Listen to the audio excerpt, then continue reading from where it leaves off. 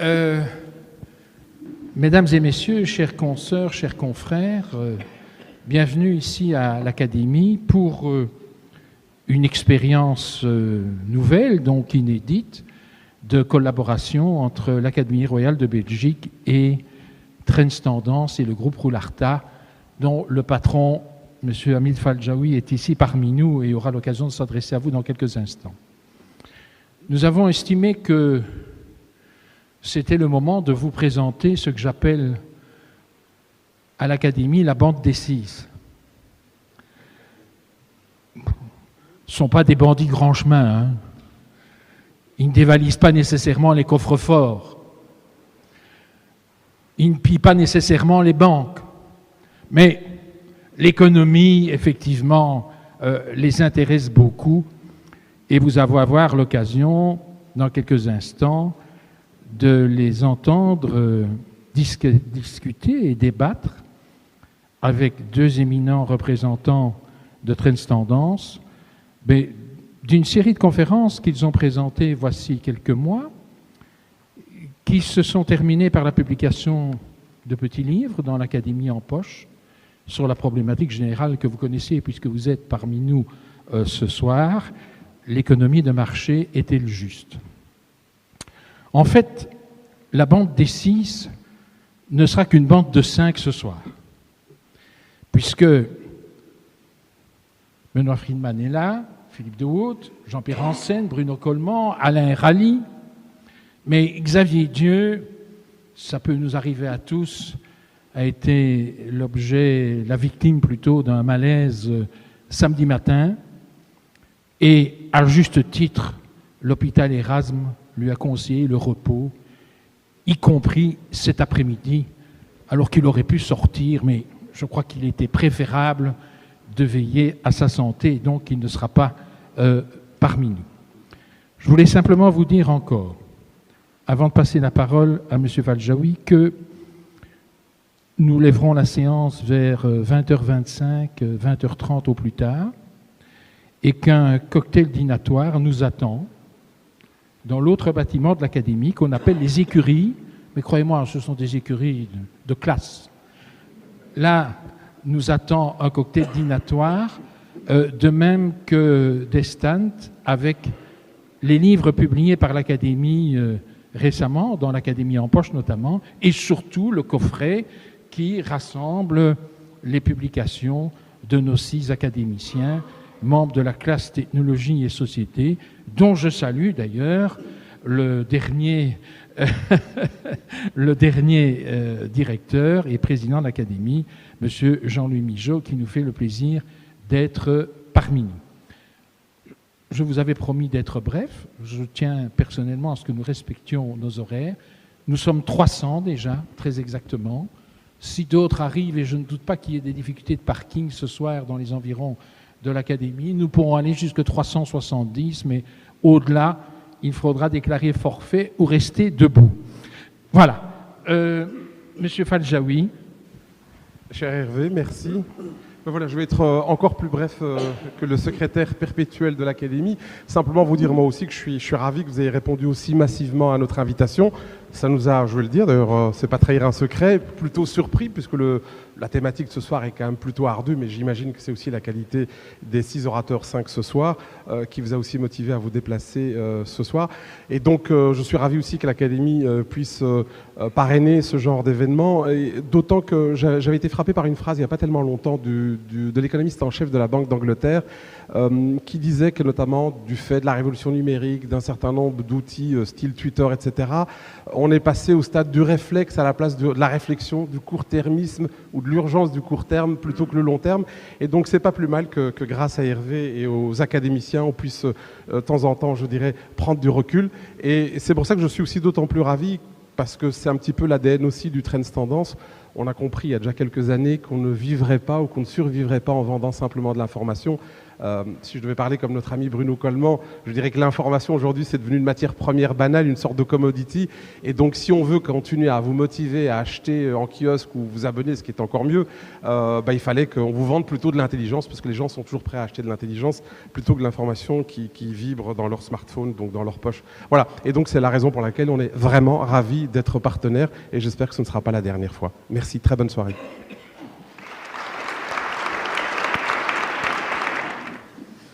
Voilà, alors, un dernier point technique avant de commencer le débat proprement dit, pour vous expliquer comment tout ça va se dérouler. Nous avons 5 barres d'intelligence pure et radioactive ici, et on a décidé qu'il ne fallait peut-être pas mettre tout le monde dans un seul lieu, dans un seul débat. Ça risquerait une fission peut-être difficilement contrôlable, et donc on va avoir 5 points, 5 thématiques qui vont être abordées par 1, 2 ou 3 éminents professeurs ici présents. Et je vais vous les dire, les 5 thématiques qui vont être abordées successivement. La première, c'est le marché implique-t-il la justice sociale? La deuxième, le droit est-il un marché? Troisième thématique, la notion de destruction créatrice, très importante en économie. Quatrième, le rôle de l'État dans tout ça. Et nous terminerons par une interrogation, faut-il repenser la science économique? Alors, dès à présent, première thématique, je passe la parole à Camille sur le marché implique-t-il la justice sociale? Alors, on va démarrer avec l'auteur du tout premier livre de la série qui nous occupe ce soir, Jean-Pierre Hansen. Vous avez donc écrit Une quête de Graal, qui est le tome premier de ce petit coffret, dans lequel vous passez les différentes théories économiques et leurs pairs, pour déterminer si oui ou non il existe une compatibilité automatique et parfaite entre l'économie de marché et la justice. Alors, on pouvait s'y attendre. La conclusion est malheureusement, à notre plus grand regret, négative, et ce pour pas mal de raisons différentes. Pour tous ceux qui n'ont pas eu la chance de vous lire, est-ce que vous pouvez nous donner brièvement les raisons fondamentales de cette inadéquation? Alors oui, comme l'a dit Madame Van Vive, mon petit texte est un texte d'introduction et qui avait un but très simple, c'est de vérifier que la question se posait vraiment. Puisque, en effet, si on avait pu montrer, et de préférence démontrer, qu'il y avait une sorte d'équivalence entre économie de marché et justice, l'une entraînant l'autre et l'autre impliquant la première, finalement la question ne se posait pas. Il y avait une sorte de grande compatibilité automatique, mécanique, qui non seulement nous évitait de nous poser la question, mais qui, au niveau social, au niveau de la société, évitait en fait de faire des choix. Il n'y aurait pas eu de choix à faire, puisque l'économie de marché telle qu'on l'a définie formellement, et on y reviendra notamment in fine, l'économie de marché aurait donc entraîné ipso facto une justice, ce qui dispensait de tout choix, notamment, et on y reviendra aussi, de choix politiques. Alors, la manière la plus simple que j'ai trouvée pour essayer de répondre à cette question, c'est de regarder l'histoire. Et en fait, non seulement de regarder l'histoire, mais d'écrire une petite histoire, qui commence, comme souvent en économie, par Adam Smith en 1776. Et Adam Smith avait eu cette intuition qu'il y avait, ou plutôt qu'il devrait y avoir, une sorte de concomitance entre économie de marché et justice. Le grand triangle liberté, efficacité du marché et justice. Il avait intuité, pardonnez-moi le néologisme, qu'il devrait, pour bien faire, y avoir concomitance. Comme on sait, il n'a jamais écrit que 2 livres dans sa vie, Adam Smith. Un que tout le monde connaît, c'est l'enquête sur les causes et la nature de la richesse des nations, souvent cité, moins souvent lu d'ailleurs. Mais il a écrit un autre qui s'appelle Théorie des sentiments moraux. Et Adam Smith était convaincu qu'il devait y avoir, et que fondamentalement il y avait d'ailleurs, cette équivalence que j'avais commencé à rechercher, pour autant que, on admette qu'il y ait une sorte de dualité dans l'homme, chez vous, chez moi, chez mes confrères. La dualité étant de dire, d'une part, une partie de l'homme s'engage journellement dans des transactions marchandes, dans le but d'améliorer son sort, pour le dire brièvement. Et ce faisant, c'est vrai qu'il le fait de manière un peu égoïste. Il le fait pour lui. Mais, d'autre part, l'homme a autant besoin de son autre versant, qui est, là aussi pour faire court, le versant altruiste. Je dois me préoccuper aussi de mon voisin, de mon prochain, de mon cousin. C'était l'autre livre de Smith, Théorie des sentiments moraux. Et pour lui, en fait, la réconciliation de ces deux natures de l'homme, elles étaient toutes les deux présentes, tout le temps. Elles étaient parfois antinomiques, mais elles se complétaient, et en tout cas, elles étaient nécessaires. Mais c'était une intuition, c'était un souhait même de Smith.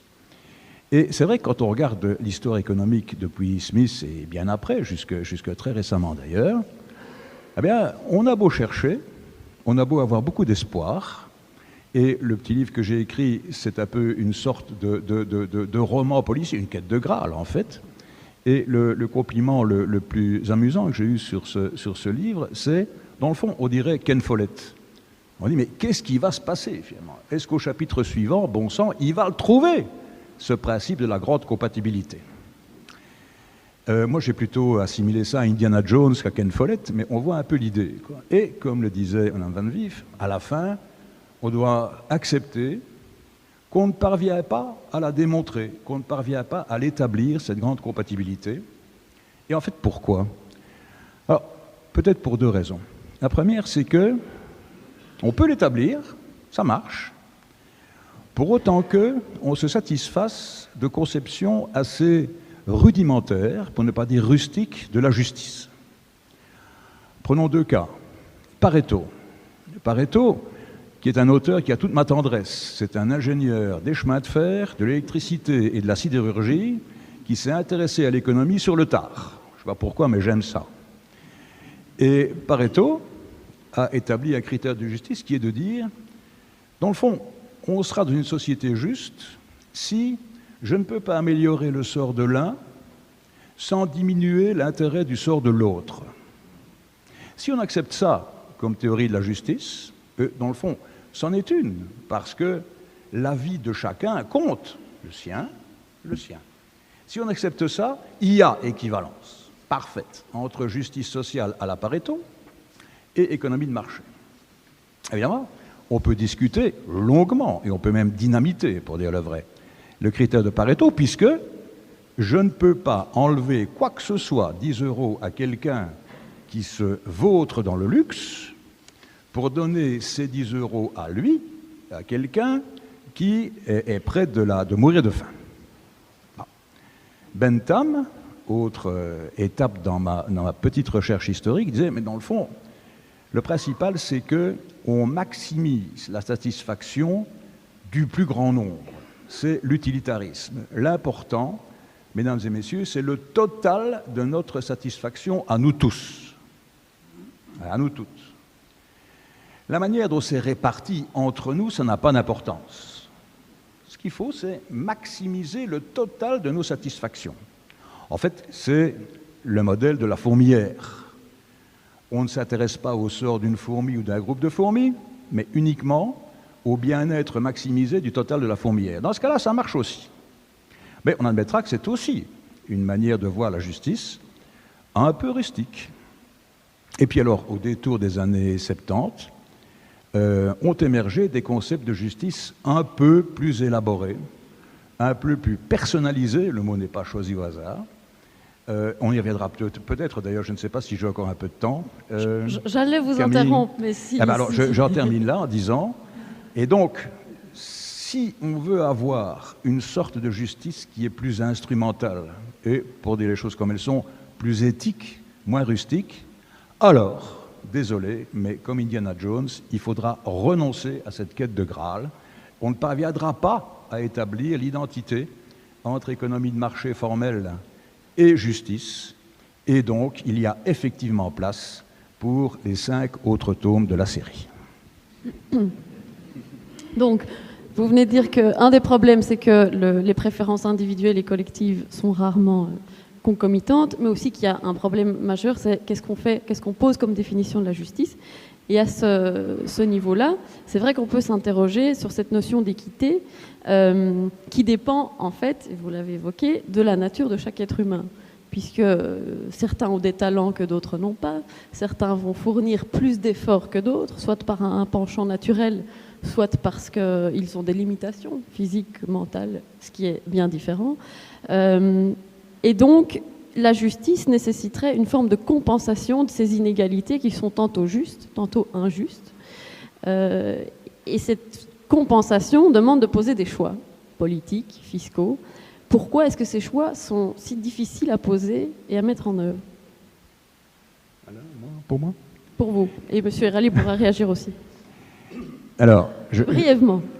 Je continue un peu la fin de l'histoire. Je dirais, au détour des années 70, le concept de justice qui a émergé, c'est celui de Dworkin, qui est basé sur un principe simple, ou plutôt deux principes jumeaux. Le premier, c'est le principe de l'égalité. Pas dans le sens où tout le monde doit être traité de la même manière, mais dans le sens où il est également important que la vie de chacun soit bonne. Qu'est-ce qu'une vie bonne? On peut disserter longtemps, moi je retiendrai la définition, c'est une vie qui mérite d'être pleurée. C'est Judith Butler qui a donné cette définition et que je trouve très jolie. Principe d'égalité. Deuxième principe, c'est le principe de responsabilité, ce qui est nouveau, qui consiste à dire, dans le fond, le sort de chacun peut et doit dépendre de ses choix, mais pas de ses atouts. Pas de ce qu'il est, mais de ce qu'il choisit. Et on a continué à ce moment-là à essayer de démontrer la quête de Graal, on n'y est pas parvenu. Alors, dans ce que je viens de définir comme élément de la justice, c'est très difficile de poser des actes politiques. On pourrait dire d'ailleurs qu'il y a deux raisons pour expliquer la difficulté de poser des actes politiques dans ce domaine. La première, elle est très cynique. C'est de dire, puisque la justice s'intéresse dorénavant non pas à notre sort à tous, mais bien au sort de chacun. Si je m'intéresse au sort de chacun, je m'intéresse au sort de tous les électeurs. Hein? Puisque chaque objet de justice, vous et moi, sommes aussi des objets de vote. Et donc c'est vrai qu'il n'est pas évident, du point de vue cynique, de prendre des décisions politiques qui peuvent affecter ou contenter toute une partie de la population. Mais il y a des raisons évidemment plus profondes. C'est parce que, tout simplement, on touche à l'éthique personnelle, à l'éthique des personnes, qui est une chose, une discipline, si on peut l'appeler comme ça, encore plus difficile que l'éthique sociale. Philippe parlera certainement d'éthique générale tout à l'heure, éthique sociale. L'éthique personnelle, c'est encore plus difficile. Prenons un exemple caricatural. Madame Van Vief parlait des talents des uns et des autres, j'avais parlé des souhaits des uns et des autres. Rawls, le grand philosophe de Harvard, disait que le choix du travail était un élément essentiel dans la justice personnelle. Imaginez un rhétoricien d'Arlon, doué, passionné d'histoire de l'art, qui veut faire une maîtrise d'histoire de l'art et exercer son futur métier à Arlon. Prenez à l'inverse un rhétoricien de Wavre, passionné de mathématiques et d'informatique, qui va faire une maîtrise d'informatique et qui veut exercer son métier d'informaticien à Wavre. Peut-on dire qu'à propos de ces deux rhétoriciens, il y a une inégalité face à l'accès au marché du travail? Vous conviendrez sans doute avec moi que la réponse est oui. Faut-il la compenser? Elle résulte de talents personnels, puisque j'ai précisé que les deux étaient doués pour ce qu'ils envisageaient de faire. Elle résulte aussi de choix. Et donc, que fait-on? Vous êtes ministre du Travail, de l'Emploi, de la Formation. Que décidez-vous pour régler, ou non, ce problème d'inégalité-là? Donc, oui, c'est très difficile de prendre des décisions politiques en la matière. Monsieur Herali, sur ces inégalités injustes et sur la nécessité de poser des choix. Ah oui, on entend comme ça. Voilà. Mais pour poursuivre dans le même fil, quand on se pose la question, ce que je crois d'ailleurs n'est pas une très bonne question, est-ce que le capitalisme est juste? Déjà, il y a pluralité, comme il vient d'être dit, des conceptions de la justice. D'abord, une première question qui, pour aujourd'hui, est fondamentale, c'est juste par rapport à qui? Par rapport à notre génération ou par rapport aux générations futures? Est-ce que nous incluons le principe de justice et nous le destinons aussi aux générations futures. Aucun dans cette salle n'oserait dire que notre société, si attachée qu'elle soit à l'économie de marché, n'oserait dire que notre système est juste par rapport aux générations futures. Deuxièmement, même si s'agissant seulement de notre génération, gardons cette idée de juste par rapport à qui. Alors, le capitalisme et notre société produit différentes figures, et nous incarnons toutes les figures. Est-ce que c'est juste par rapport aux détenteurs de patrimoine? Globalement, le capitalisme s'est montré particulièrement généreux par rapport aux détenteurs de patrimoine. Est-ce que c'est juste par rapport aux consommateurs? Nous devons admettre que le capitalisme s'est montré particulièrement généreux vis-à-vis des consommateurs, au point d'ailleurs qu'un certain nombre de discours économiques tendent à réduire purement et simplement, et presque de façon pavlovienne, le bien-être à la consommation, estimant que là où il y a surcroît de consommation, il y a nécessairement surcroît de bien-être, et que là où on peut acheter 4 t-shirts aujourd'hui, lorsque nous en achetions un pour le prix d'un il y a 10 ou 15 ans, nous prouvons par là même qu'il y a une croissance du bien-être dans notre pays. Donc il s'est montré assez généreux vis-à-vis du consommateur. Vis-à-vis du salarié, par contre, il est en train de se montrer très dur, particulièrement dur. Les conditions de travail se délabrent, la flexibilité s'accroît, la sécurité d'emploi diminue, le surtravail qu'on impose aux jeunes, à nos jeunes diplômés par exemple, est à peu près omniprésent, donc ils doivent toujours prester plus d'heures pour des salaires qui sont relativement limités et qui ne leur permettent même plus, dans une ville comme Bruxelles, de vivre normalement et d'avoir un logement. Et donc sur le plan des salariés, il est devenu très dur. Sur le plan du citoyen, parce qu'il y a encore une quatrième, mais nous sommes aussi des citoyens, sur le plan du citoyen, le capitalisme n'apporte rien. Il est non démocratique, il est strictement non démocratique. L'entreprise n'est pas démocratique et le capitalisme, le marché, par définition, est soustrait au contrôle démocratique. Par définition, hein, sinon ce n'est pas un marché. Hein. Et donc sur ce plan, l'extension de l'économie de marché et de la mondialisation produit un certain nombre d'inquiétudes liées à un sentiment général de perte de souveraineté. Donc sur le plan de la démocratie, le capitalisme est relativement injuste. Puis il reste encore une figure de l'être humain, c'est l'habitant de la planète. Et sur ce point, le capitalisme est particulièrement menaçant. Donc, vous voyez, évidemment, ça dépend de ce qu'on appelle justice. Alors, l'équité est une forme de justice. C'est une forme de justice dans laquelle on fait attention au rapport entre les contributions de chacun et les rétributions qu'ils reçoivent et à la juste proportion de ces contributions et de ces rétributions par rapport aux autres. Mais là, voyez-vous, je pense que dans l'enceinte d'une famille, des parents peuvent légitimement se donner comme objectif l'équité. Dans l'enceinte d'une classe, il y a peut-être moyen. Vous interrompre. Une fois qu'on augmente, plus moyen. Synthétiser ce que vous venez de dire et conclure par la même occasion ce premier chapitre. Pour réduire un peu nos ambitions, vu qu'on n'a pas réussi à répondre à cette fameuse question par l'affirmative, est-ce qu'on peut dire alors que le capitalisme, parmi tous les systèmes économiques que les sociétés ont imaginés et mis en œuvre, est le système le plus juste ou peut-être le moins injuste? Non, absolument pas. On ne peut pas dire ça pour la raison suivante. Ce n'est pas le capitalisme qui est juste, c'est l'inscription du capitalisme dans un État démocratique. C'est l'État démocratique depuis le 19e siècle qui a produit, qui a régulé le capitalisme et qui a assuré son orientation vers des principes de justice et qui a permis de contenir les inégalités dont il était porteur. Et d'ailleurs, le même capitalisme mondialisé ne produit pas les mêmes résultats en termes d'équité et en termes de justice selon les États démocratiques et selon les politiques de ces États. C'est l'État démocratique qui est porteur de la justice et non le capitalisme lui-même. En tout cas, ça c'est une position qui peut-être me distingue, me sépare de Jean-Pierre certains Hansen, autres. vous voulez réagir? Ce qui est vrai par contre, et excusez-moi, c'est que le capitalisme est le plus formidable dispositif de production de richesse qui a jamais existé dans l'histoire et qui, évidemment, à partir du moment où il y a des richesses, il y a des potentiels de redistribution au service de la prospérité générale. Ça, par contre, c'est indubitable. Indubitable. Non, Très bref. simplement un tout petit point pour dire que ce que vient de dire Alain, évidemment, embraye sur la première conclusion qu'on vous proposait, c'est est-ce qu'on peut imaginer d'avoir un élément de justice sociale ou de justice tout court, fût-ce par l'équité, sans décision politique? Il vient de confirmer que la réponse est non. Par contre, un point que je voudrais ajouter, c'est que, au total, moi, je ne sais pas si le couple économie de marché et capitalisme est le plus juste. Par contre, j'ai le sentiment très net qu'il a intérêt à l'être. Pourquoi?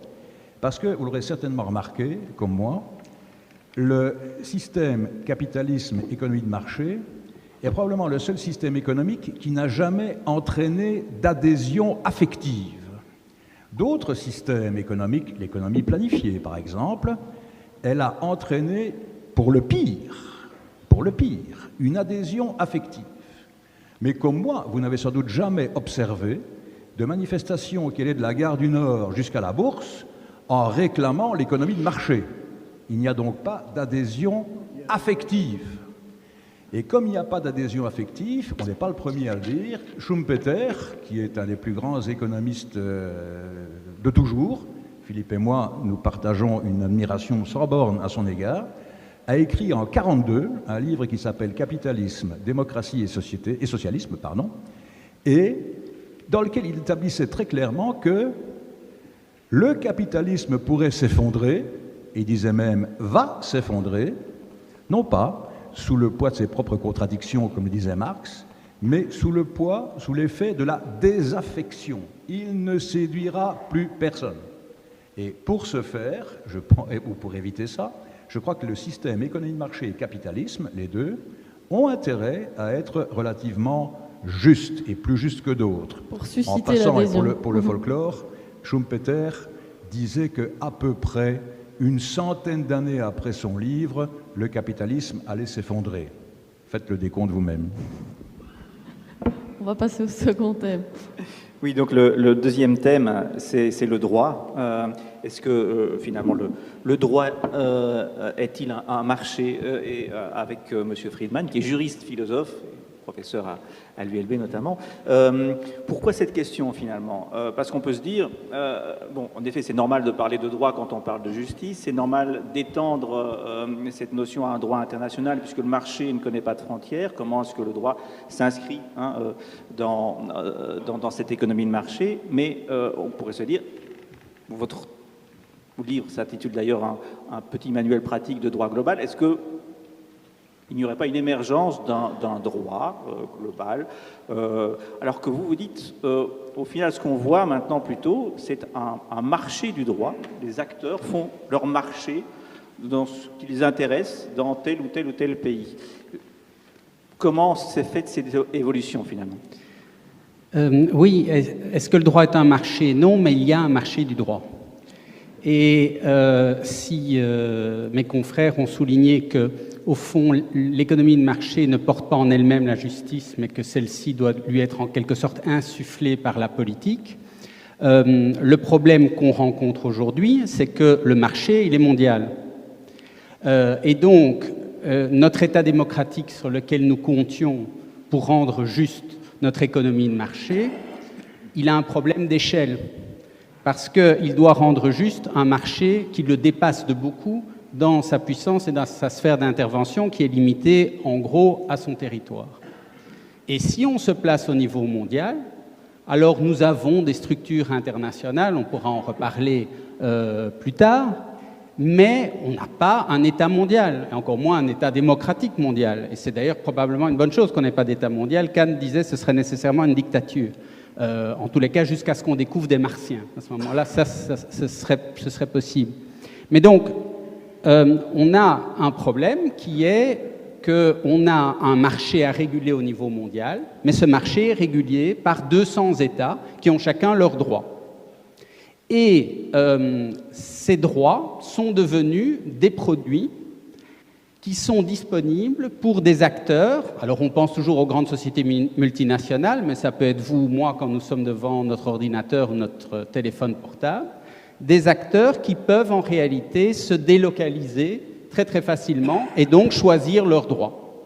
Il y a un exemple frappant qui est dans l'actualité pour le moment, c'est la fiscalité, bien entendu, avec ce dont on se rend compte, c'est-à-dire que les États, pour des raisons opportunistes, qui est essayer d'attirer de l'activité économique, de préserver un peu de leurs ressources qui sont si indispensables pour qu'ils puissent assurer la justice sociale, sont en réalité en train de se livrer à une concurrence sauvage, qui n'est arbitrée, elle, par personne, et qui est une concurrence sur leurs droits. C'est-à-dire qu'en fait, ils abaissent leur niveau d'exigence pour dire aux entreprises « mais venez donc chez nous ».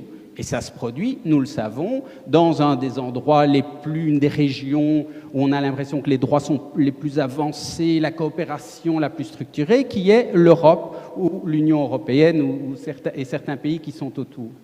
Où on se rend compte en matière fiscale que l'Irlande est devenue un paradis fiscal, l'Union européenne elle-même n'a pas voulu une unification fiscale ou n'a pas su la réaliser, et on a plus ou moins choisi de renoncer à l'harmonisation pour l'idée de la concurrence, avec cette idée qui serait basée sur une pseudo-idée économique qui est que la concurrence allait favoriser le meilleur régime. En fait, la concurrence ne favorise pas le meilleur régime, favorise la course vers le bas. C'est-à-dire que l'Irlande devient un paradis fiscal, tout le monde s'installe en Irlande.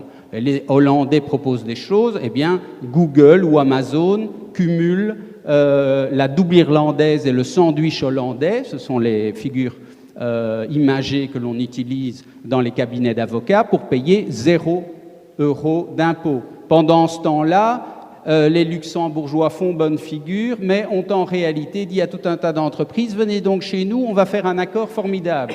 Et quand les Belges s'indignent, on a tout fait de découvrir le lendemain matin qu'ils font exactement la même chose, pendant que les Suisses, eux, viennent démarcher dans l'Union européenne pour dire « voilà les techniques qu'on vous propose pour faire de l'évasion fiscale complète ».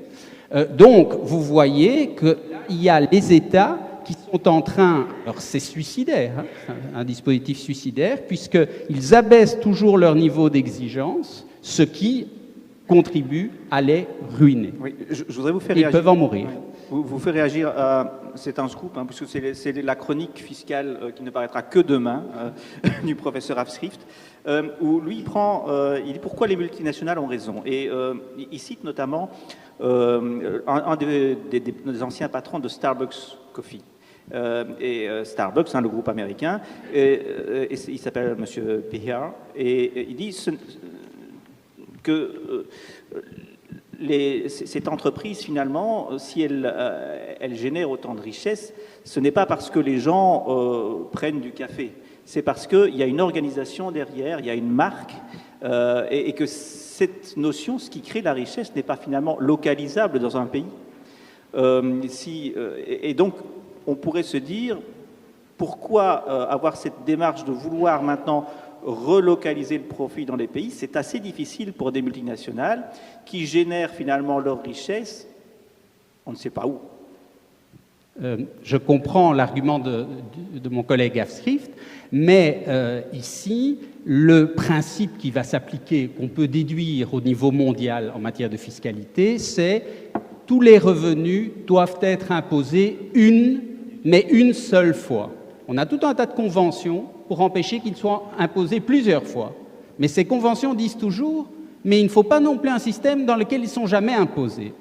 Alors l'argument qui consiste à dire, c'est vrai, je ne paye pas d'impôts, mais c'est difficile de localiser mes profits, est un argument un peu court. On comprend dans le débat public, oui, mais il est trop court. Ce qui se passe, c'est que justement, on est là face à une question de justice, c'est-à-dire une question politique, dans laquelle on se dit, ça ne va pas. 0 € d'impôt pour 40 milliards de chiffre d'affaires, ça ne va pas.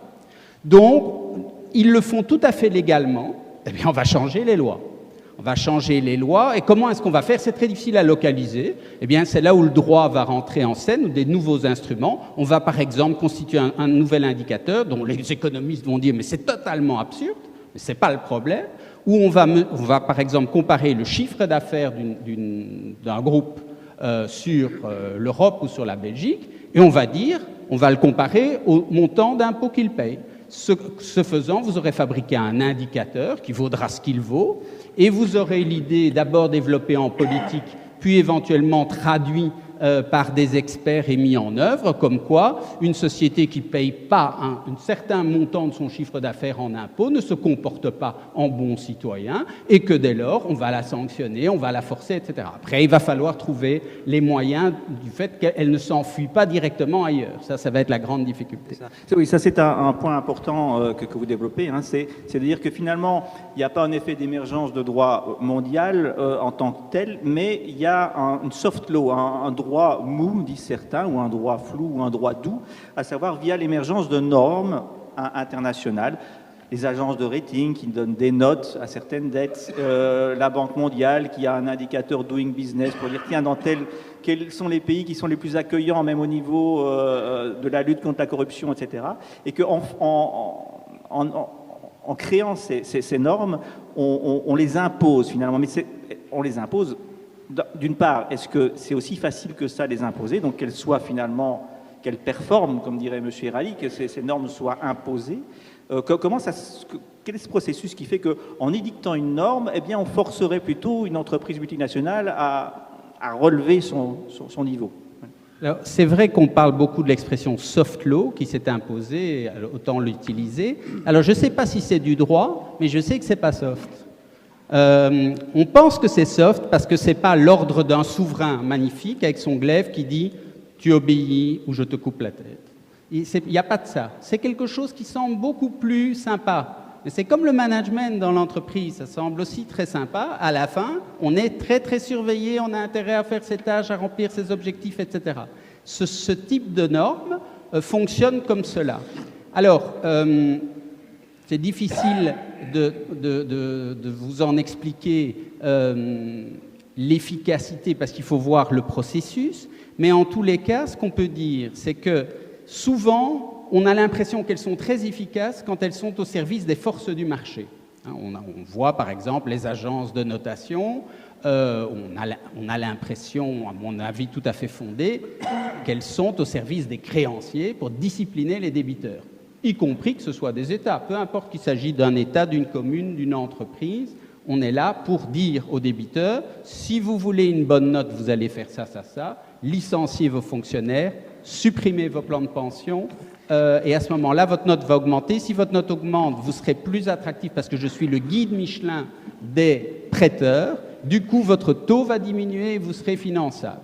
Et comme cela, effectivement, on parvient à guider des politiques de manière pas du tout soft. Et il y a des gens des États se sont révoltés, il y a des études de cas qui ont été faites, et pour raconter très brièvement l'histoire, à la fin, cette révolte échoue et elle s'aligne. Alors, du coup, on dit, c'est la mondialisation néolibérale, c'est ce règne-là. Moi, ma proposition, pour être un petit peu moins pessimiste, c'est de dire, en tant que juriste, nous savons que les règles, les dispositifs, même ça peut être un indicateur, ce sont que des moyens. Oui, vous citez l'exemple de Nike, hein, oui, qui a été forcé finalement d'abandonner certaines pratiques socialement peu recommandables. Ça, c'est la responsabilité sociale des entreprises. Je veux bien vous en parler. Je voudrais juste dire qu'un moyen, c'est comme un marteau. C'est entre les mains. Alors, entre les mains de quelqu'un de très fort, ça frappe très fort. Mais enfin, si moi, je m'empare du marteau, ça va fonctionner aussi. Et donc, c'est une idée qui est vraiment, me semble-t-il, importante. Il ne faut pas sombrer dans un formalisme vide. Il faut voir, le droit a toujours évolué avec les technologies. C'est la même chose que l'entreprise. L'innovation juridique est aussi importante. À l'ère de l'Internet, on ne régulera plus comme on a régulé à l'ère de l'imprimerie, comme on ne régulait pas de la même manière avant l'écriture. Il faut que les dispositifs sont appelés à évoluer parce que la société qu'on régule évolue. Et ces moyens, il faut pouvoir s'en saisir. Alors, vous me lanciez sur l'affaire Nike, que je ne vais pas raconter parce qu'on n'a pas le temps, et qui est bien connu, mais qui fait allusion à tout un mécanisme qui suscite des opinions très partagées, qui s'appelle le mécanisme de la responsabilité sociale des entreprises. Ça suscite des opinions partagées parce qu'en général, on pense que c'est lié à la volonté qu'auraient les hommes d'affaires de plus ou moins être quand même moral et être des bons citoyens. Et ça, de ce point de vue-là, c'est pas très intéressant. Tout le monde a plus ou moins envie de faire bien et tout le monde est sous la pression de quelque chose et fait comme le système lui demande. Je pense que c'est pas du tout ça. Ce qu'il y a comme idée, c'est que comme la régulation par les États, pour certaines raisons qu'on a dites, pour d'autres qu'on n'a pas dites, ou qu'on n'a pas dites encore, ne fonctionne pas, ou ne fonctionne mal, il n'est pas idiot de chercher des voies alternatives, éventuellement complémentaires. Vous avez un droit social international très complet, qui réglemente les conditions de travail, qui disent que les enfants ne peuvent pas travailler, le nombre d'heures est limité, il y a un salaire minimum, on ne peut pas faire de discrimination au travail, il n'y a pas de violence. Tout ça est dit, c'est très bien ratifié, etc. Ce n'est pas du tout appliqué, parce que certains États ne le peuvent pas, pensez au Bangladesh, parce que d'autres États ne le veulent pas, pensez à la Chine. Et donc l'idée c'est, puisqu'on n'arrive pas par la voie des États, pensons à une régulation qui fonctionnerait par les chaînes de valeur. Donc vous avez des chaînes de production qui, elles, sont mondiales. Si vous parvenez à mettre sous pression celui qui contrôle la chaîne de valeur, que vous parvenez à convaincre Nike ou Apple, et convaincre, quand je dis convaincre, ce n'est pas autour d'un thé, hein. Ça, c'est un combat, hein. C'est un combat, une lutte, vous les mettez sous pression, vous les dites sinon vous allez avoir tel ou tel problème. Et que vous les parvenez à les inciter à entrer dans une politique de contrôle de leurs sous-traitants et des sous-traitants de leurs sous-traitants, eh bien, vous avez là un autre moyen qui est une voie ouverte. Est-elle efficace? C'est une autre question, mais on l'explore, cette voie, pour essayer d'aller contrôler la manière dont le sous-traitant du sous-traitant va travailler. Donc, voilà l'idée, et tout ça passe par des mécanismes juridiques qui sont bien connus, qui sont de l'ordre des contrats. Je vais clore malheureusement, hein, c'est passionnant, mais bon. Mais le maître mot dans ce que vous dites, c'est finalement il faut agir un peu par ruse. Oui, c'est vraiment ça. Parce qu'au fond, il y a deux conceptions du droit. Il y a, c'est selon la phrase de Pascal, mais il y a l'idée que le droit justifie ce qui est fort. C'est au fond la thèse de Marx, et c'est la thèse de Nietzsche aussi. Moi, je préfère une autre thèse qui est que la mission du droit est de renforcer ce qui est juste. Après, il faut définir ce qui est juste.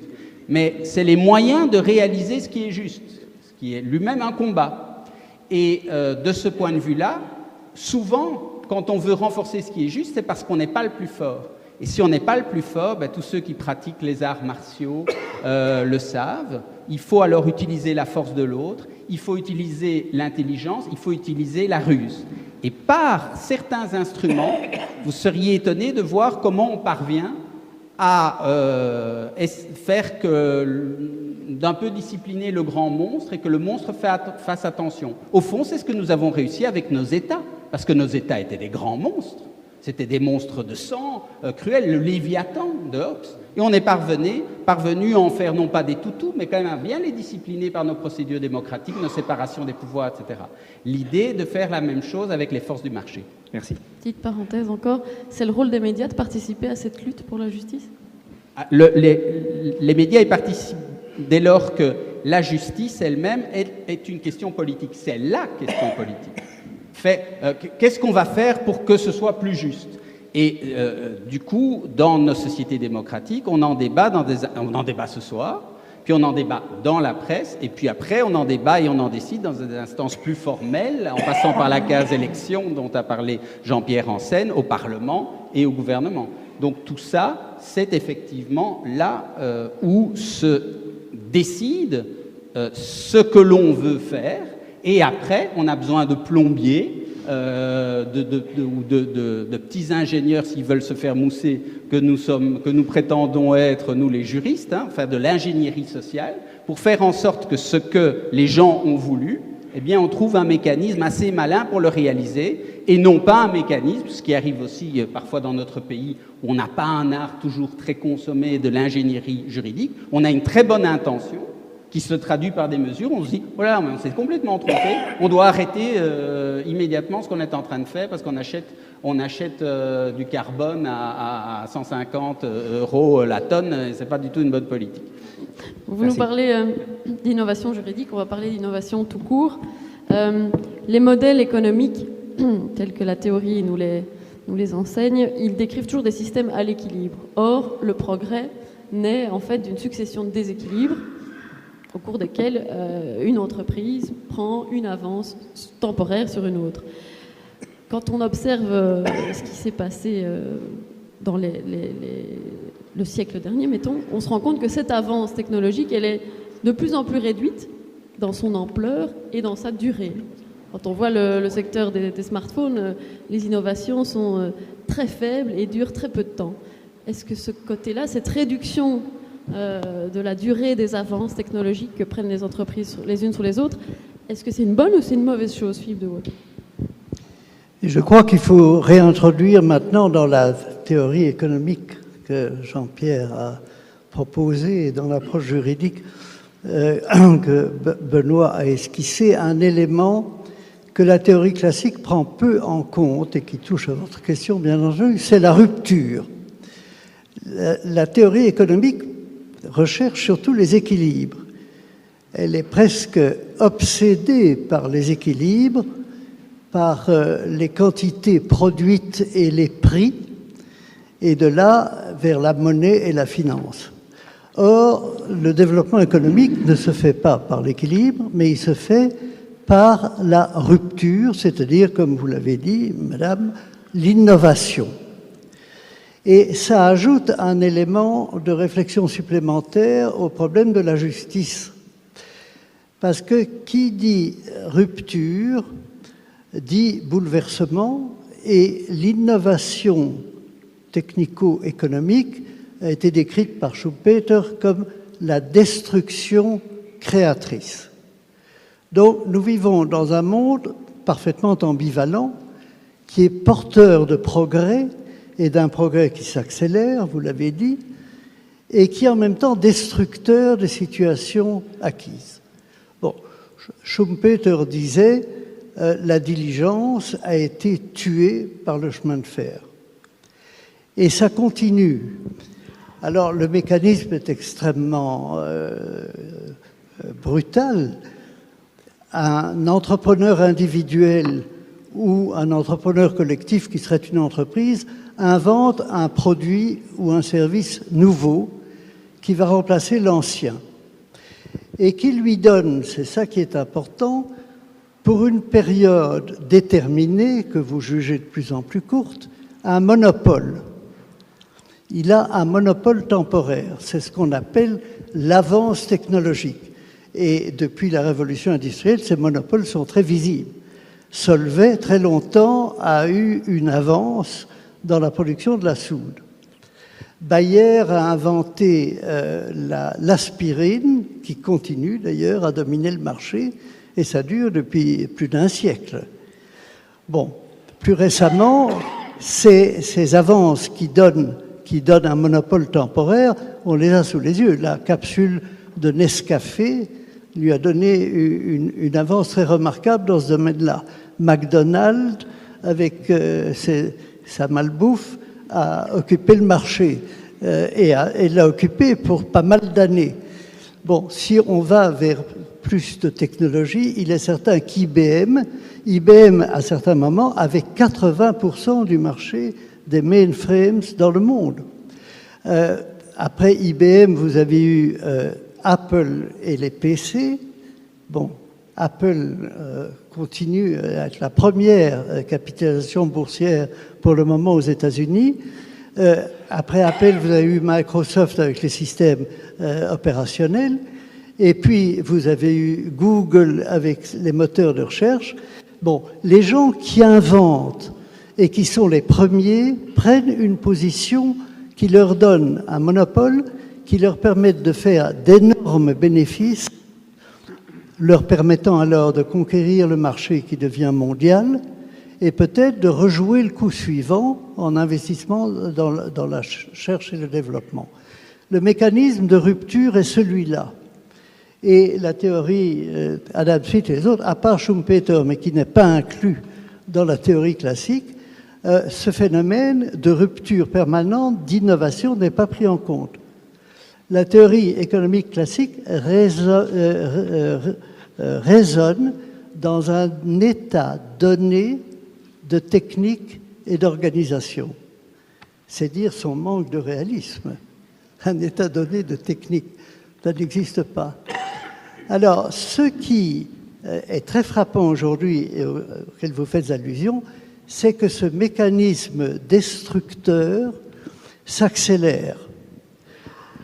Il s'accélère pour beaucoup de raisons. Il s'accélère parce que la science et l'interdisciplinarité des sciences s'est développée de manière extraordinaire depuis un certain nombre de dizaines d'années. Il s'accélère parce que la mondialisation est là et que la concurrence par innovation est devenue mondiale. Par conséquent, les acteurs de cette innovation sont devenus d'une puissance extraordinaire. La concurrence par innovation est telle que l'entreprise a fait de la science et de la technologie son arme concurrentielle. Et ça accélère considérablement le phénomène. Alors, est-ce un bien ou est-ce un mal, cette accélération? Mais ce n'est ni l'un ni l'autre, ça dépend de ce qu'on en fait. Et devant le problème de la destruction créatrice, il faut voir l'aspect progrès. Si cette créativité scientifique, technique et économique peut être orientée vers les défis du XXIe siècle, vers le bas de la pyramide, vers les besoins les plus importants de l'humanité, c'est manifestement un bien. Mais si l'effet destructeur de l'emploi, de la précarité du travail, de la disparition des métiers anciens n'est pas pris en charge, c'est un mal.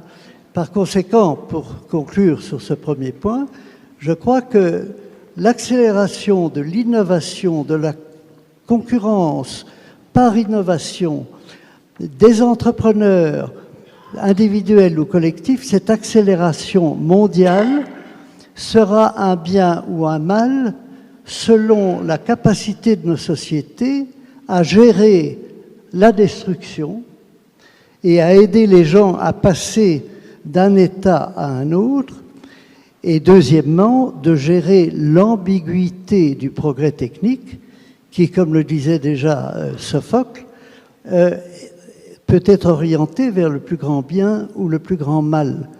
Et là, comme le disait très justement Benoît et Jean-Pierre ainsi qu'Alain, ce n'est pas le système d'économie de marché qui orientera ce progrès. Il faut une intervention politique et je dirais même éthique. Ceci dit, vous avez l'air d'être plutôt pessimiste, puisque dans votre bouquin, vous dites « Nous commençons à courir le risque de voir le système broyer les personnes ». Donc c'est que quelque part, vous pensez, vous, intimement, que la partie destruction risque de l'emporter sur la création? Si on ne fait rien, oui. Mais c'est vrai que la création destructrice existe.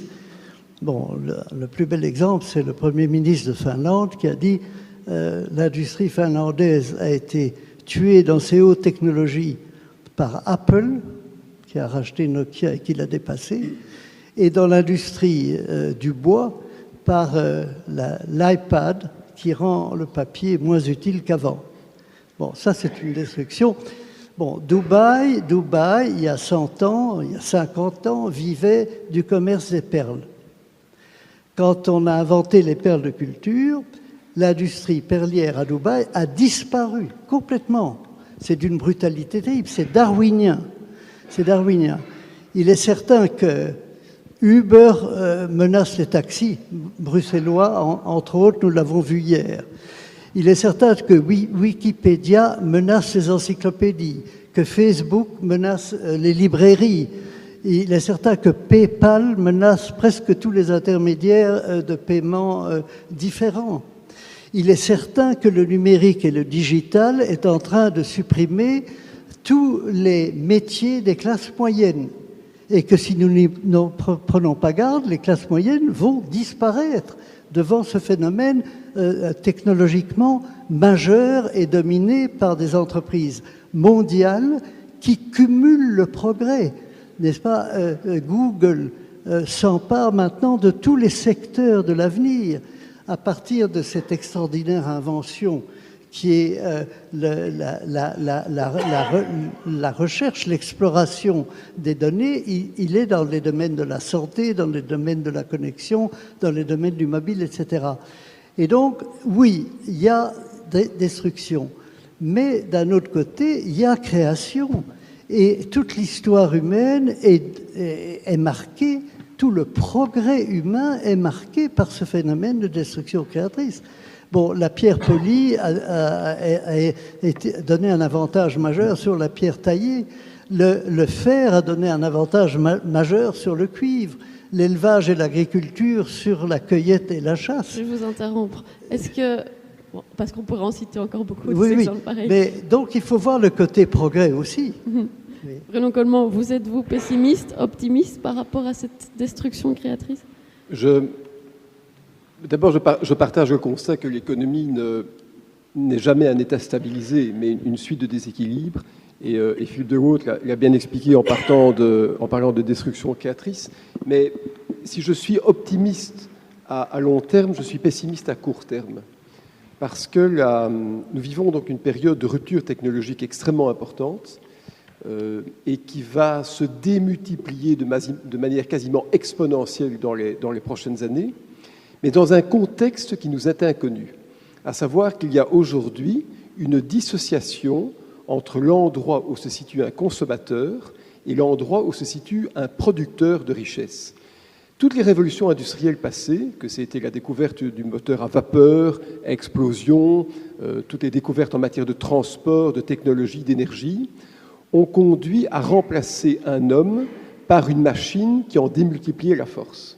Et donc il y avait un tropisme, une concentricité géographique entre un homme et une machine.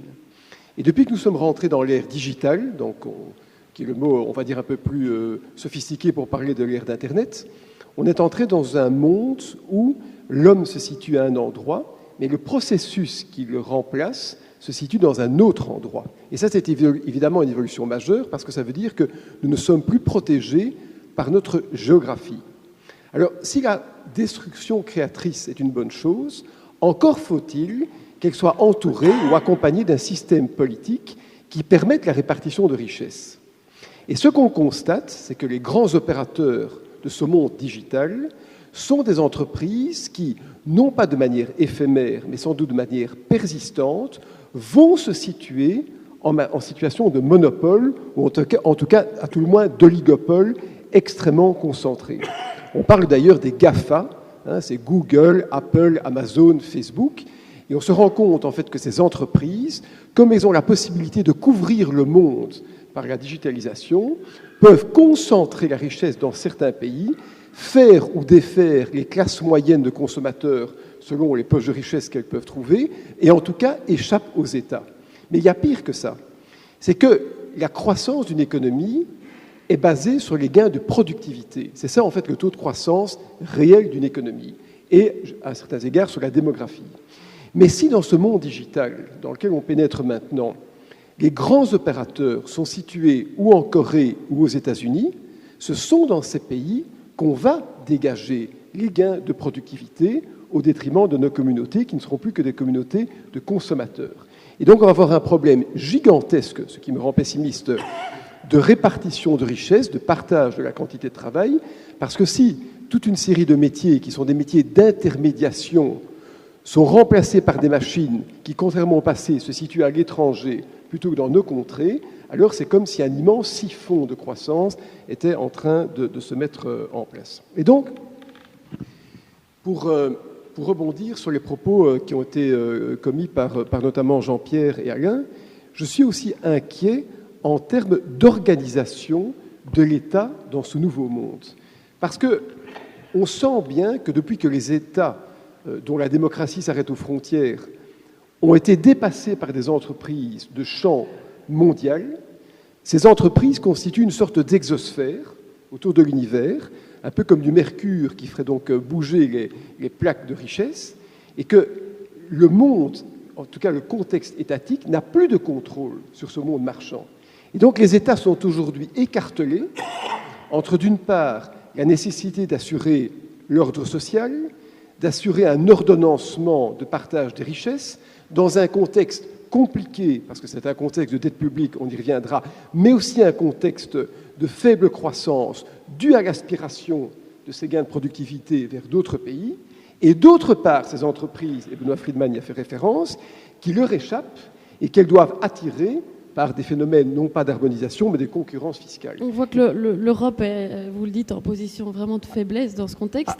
Est-ce que ça, donc là, parce que la construction européenne s'est fait moins rapidement que cette émergence d'une concurrence mondiale, et on voit aujourd'hui qu'elle essaye de réagir tant bien que mal, d'essayer de couper Google en deux. Est-ce que ça, c'est une bonne réaction ? Mais probablement pas, parce qu'on n'arrivera jamais à casser du digital. Mais avant de parler de l'Europe, je voudrais juste faire un rappel en termes de modèle économique. Je parlais de monopole, de ligopole. On rentre aussi dans un monde, et il faut le souligner, où les grands opérateurs sont capital intensifs. Ce sont des opérateurs qui sont basés sur la capacité d'allouer, de concentrer du capital. Ce ne sont plus donc des entreprises qui sont labor intensifs. On sait qu'il n'y a pas beaucoup de gens qui travaillent pour Apple, en tout cas beaucoup moins que pour Volkswagen, pour Facebook, etc. Et ça, c'est très important, parce qu'il y a quelques années, nous avons fait l'erreur de croire que les zones de développement mondial allaient être des zones qui étaient de travail peu cher. Souvenez-vous, on parlait des BRICS. Brésil, Russie, Inde et Chine. On n'en parle plus maintenant. Pourquoi ? Parce que ces pays qu'on considérait être des producteurs à bas coût deviennent aujourd'hui des produits de consommateurs de produits fabriqués en grande partie à l'étranger. Et donc la nature du modèle économique a changé.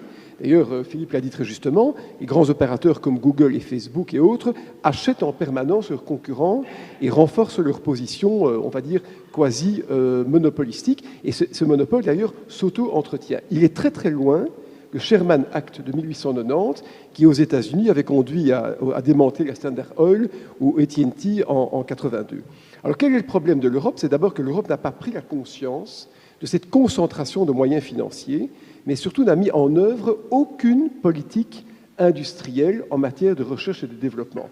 En fait, l'Europe est une construction qui s'assimile plutôt à une juxtaposition d'intérêts qu'à une convergence d'intérêts, et ce manque de politique industrielle, qui d'ailleurs est une des raisons d'ailleurs souvent occultées pour lesquelles l'euro en tant que monnaie est un échec, manque. On voit bien qu'il est extrêmement difficile de faire des plans industriels parce que finalement, on a un continent qui essaye d'avoir une vision fédérale dans différents domaines, mais la gestion de l'innovation est plutôt de type confédéral. Donc c'est un monde très très dangereux, et ça rappelle finalement deux faits historiques, et j'arrêterai sur ça. C'est d'abord la révolution des canuts, et d'autre part un théoricien, Sismondi, qui était à la fois franco-italien. La révolution des canuts, c'est la bonne illustration de ce qu'on ne va plus vivre maintenant. C'était en fait au début du 19e siècle, quand M. Jacquard, en France, a inventé des métiers à tisser avec une méthode assez intelligente qui était l'ancêtre d'ailleurs des cartes imprimées ou des cartes perforées qu'on utilise en informatique, a inventé des métiers à tisser qui permettaient donc de remplacer les tisserands. Eh bien, les tisserands ont cassé les machines. Et il a fallu que l'armée française, à intervalles réguliers, pendant 30 ans, intervienne à Lyon pour empêcher les machines d'être cassées. Puis finalement, vers 1830, elles ont dépassé les tisserands. On a appelé d'ailleurs les pauvres tisserands les canus, parce qu'en fait, leur canne à fileter était nue de richesse, et donc les femmes mouraient quasiment de faim dans les rues. Eh bien, aujourd'hui, on n'arrivera pas par une révolution à casser les centres d'informatique qui sont situés aux États-Unis. Et alors est arrivée une théorie qui vogue depuis quasiment 2 siècles, qui est la théorie de Sismondi, qui s'est dit, mais finalement, si à un moment la machine remplace l'homme, alors il faut qu'on puisse répartir le gain de productivité de l'entreprise qui l'a créé, et qu'on répartisse ce gain de productivité en la rétribuant aux personnes qui ont perdu leur emploi à cause de la machine. Et ça, on devrait le faire à un niveau mondial, mais ce n'est bien sûr pas possible. Donc nous sommes devant des chocs, des interrogations de modèles extrêmement importantes qui touchent à la justice, à la justesse du marché, mais surtout à les relations que vont devoir entretenir des États avec ces grands opérateurs en situation de monopole. Oui, on est passé subrepticement du 3e au 4e thème, hein, le rôle de l'État. Et cette faiblesse de l'État que vous soulignez, elle s'exprime aussi très clairement depuis 4-5 ans chez nous, en tout cas avec cette crise de la dette. de la dette publique en Europe, et le cas de la Grèce, mais il n'y a pas que où on voit finalement qu'un État peut être en faillite, qu'on lui impose certaines conditions qui font du mal à la population, qu'après certaines élections, il y a une révolte de cette population. Et donc, finalement, on a l'impression aussi qu'il y a une marche assez pessimiste, d'une sorte d'impuissance de l'État par rapport à... Mais l'État, d'abord, c'est nous qui avons choisi d'endetter nos États en prenant une hypothèque sur la prospérité future. Et on a vu bien sûr que suite à différents phénomènes conjoncturels, la dette a augmenté. Mais finalement, qu'est-ce que c'est une dette publique? C'est à la fois tout et rien, c'est comme la monnaie, ça relève de l'ordre du symbolique. C'est un phénomène d'adhésion à un certain ordre étatique, puisqu'en fait, si on prête de l'argent à l'État, on part du présupposé que l'ordre socio-étatique sera assez pérenne pour que l'État puisse honorer sa dette, c'est-à-dire soit capable d'imposer un prélèvement sur les richesses qui seront sécrétées dans le futur par le travail ou le capital pour honorer cette dette. Mais clairement, nos économies sont en défaut, non pas de dette publique, mais en défaut sociétal. Parce qu'à partir du moment où le seul aboutissement de la représentation étatique, et peut-être que la dette publique est la représentation ultime de l'État, conduit à endetter nos économies pour des multiples de la richesse nationale créée chaque année, c'est que nous avons effectué un phénomène de capture générationnelle, nous avons emprunté une prospérité qu'on espère trouver demain, mais qui en grande partie va être ponctionnée sur les futurs travailleurs, c'est-à-dire les personnes qui sont censées assurer donc la prospérité de demain. Et donc c'est un échec majeur de nos sociétés. Alors, je suis inquiet et en fait optimiste parce que je suis pessimiste si nous gardons une mentalité de rentier d'idées. C'est-à-dire que si nous ne comprenons pas que cette dette publique ne correspond plus à cette prospérité future. Mais en même temps, je suis optimiste parce que, comme Marx, je pense que la dette publique, c'est un capital fictif. C'est-à-dire que ça n'a de pérennité, de validité, que pour autant que la réalité socio-économique soit congruente dans le futur. J'avais deux réflexions à cet égard-là. La première, c'est que ceux qui ont prêté à l'État ne vont pas dire « je n'ai rien prêté ». Ils attendent un retour. L'autre chose, c'est que historiquement, on a vu par exemple que la Grande-Bretagne, lors des guerres napoléoniennes, s'est horriblement endettée et qu'elle a pris, je crois, un siècle pour se désendetter. Le seul problème, c'est qu'elle s'est désendettée en 1913 et qu'en 1914 arrivait un autre conflit. Mais donc, certains États ont décidé, finalement, de mobiliser les générations futures. Oui, certains États l'ont fait. Je prends peut-être un peu trop la parole, comme l'Angleterre après les guerres napoléoniennes. L'Angleterre a réussi à se désendetter parce que l'Angleterre s'est trouvée une prospérité mondiale. C'était la première puissance économique. Elle peut bénéficier du Commonwealth. La livre sterling était la devise de réserve. La révolution industrielle est née dans le protestantisme anglais. Et surtout, l'Angleterre a connu la période victorienne qui a commencé dans les années 30 et qui a duré jusqu'en 1901. Mais nous rentrons dans un monde où la prospérité ne nous est sans doute pas autorisée à court terme, puisqu'elle est aspirée par d'autres pays. Et donc, il est normal que des États fassent défaut. Personne, par exemple, qui s'insurge du fait que la Grèce puisse faire défaut, moi je dis qu'il faut comprendre que la Grèce doit évidemment faire défaut, puisqu'il n'y a plus de juxtaposition, de congruence entre l'empreinte prospérité et la force d'une économie. D'ailleurs, si la Grèce n'était pas rentrée dans l'euro, sans doute que son pourcentage de dévaluation de la drachme aurait correspondu à l'abattement des dettes publiques. Donc, c'est normal que des États fassent défaut, et nous ne faisons aucune illusion. Ou bien nous changeons le contrat fiscalo-social, c'est-à-dire que nous acceptons de changer la nature des engagements que nous nous sommes signés à notre propre profit, ou nous devrons faire défaut par un abattement du capital.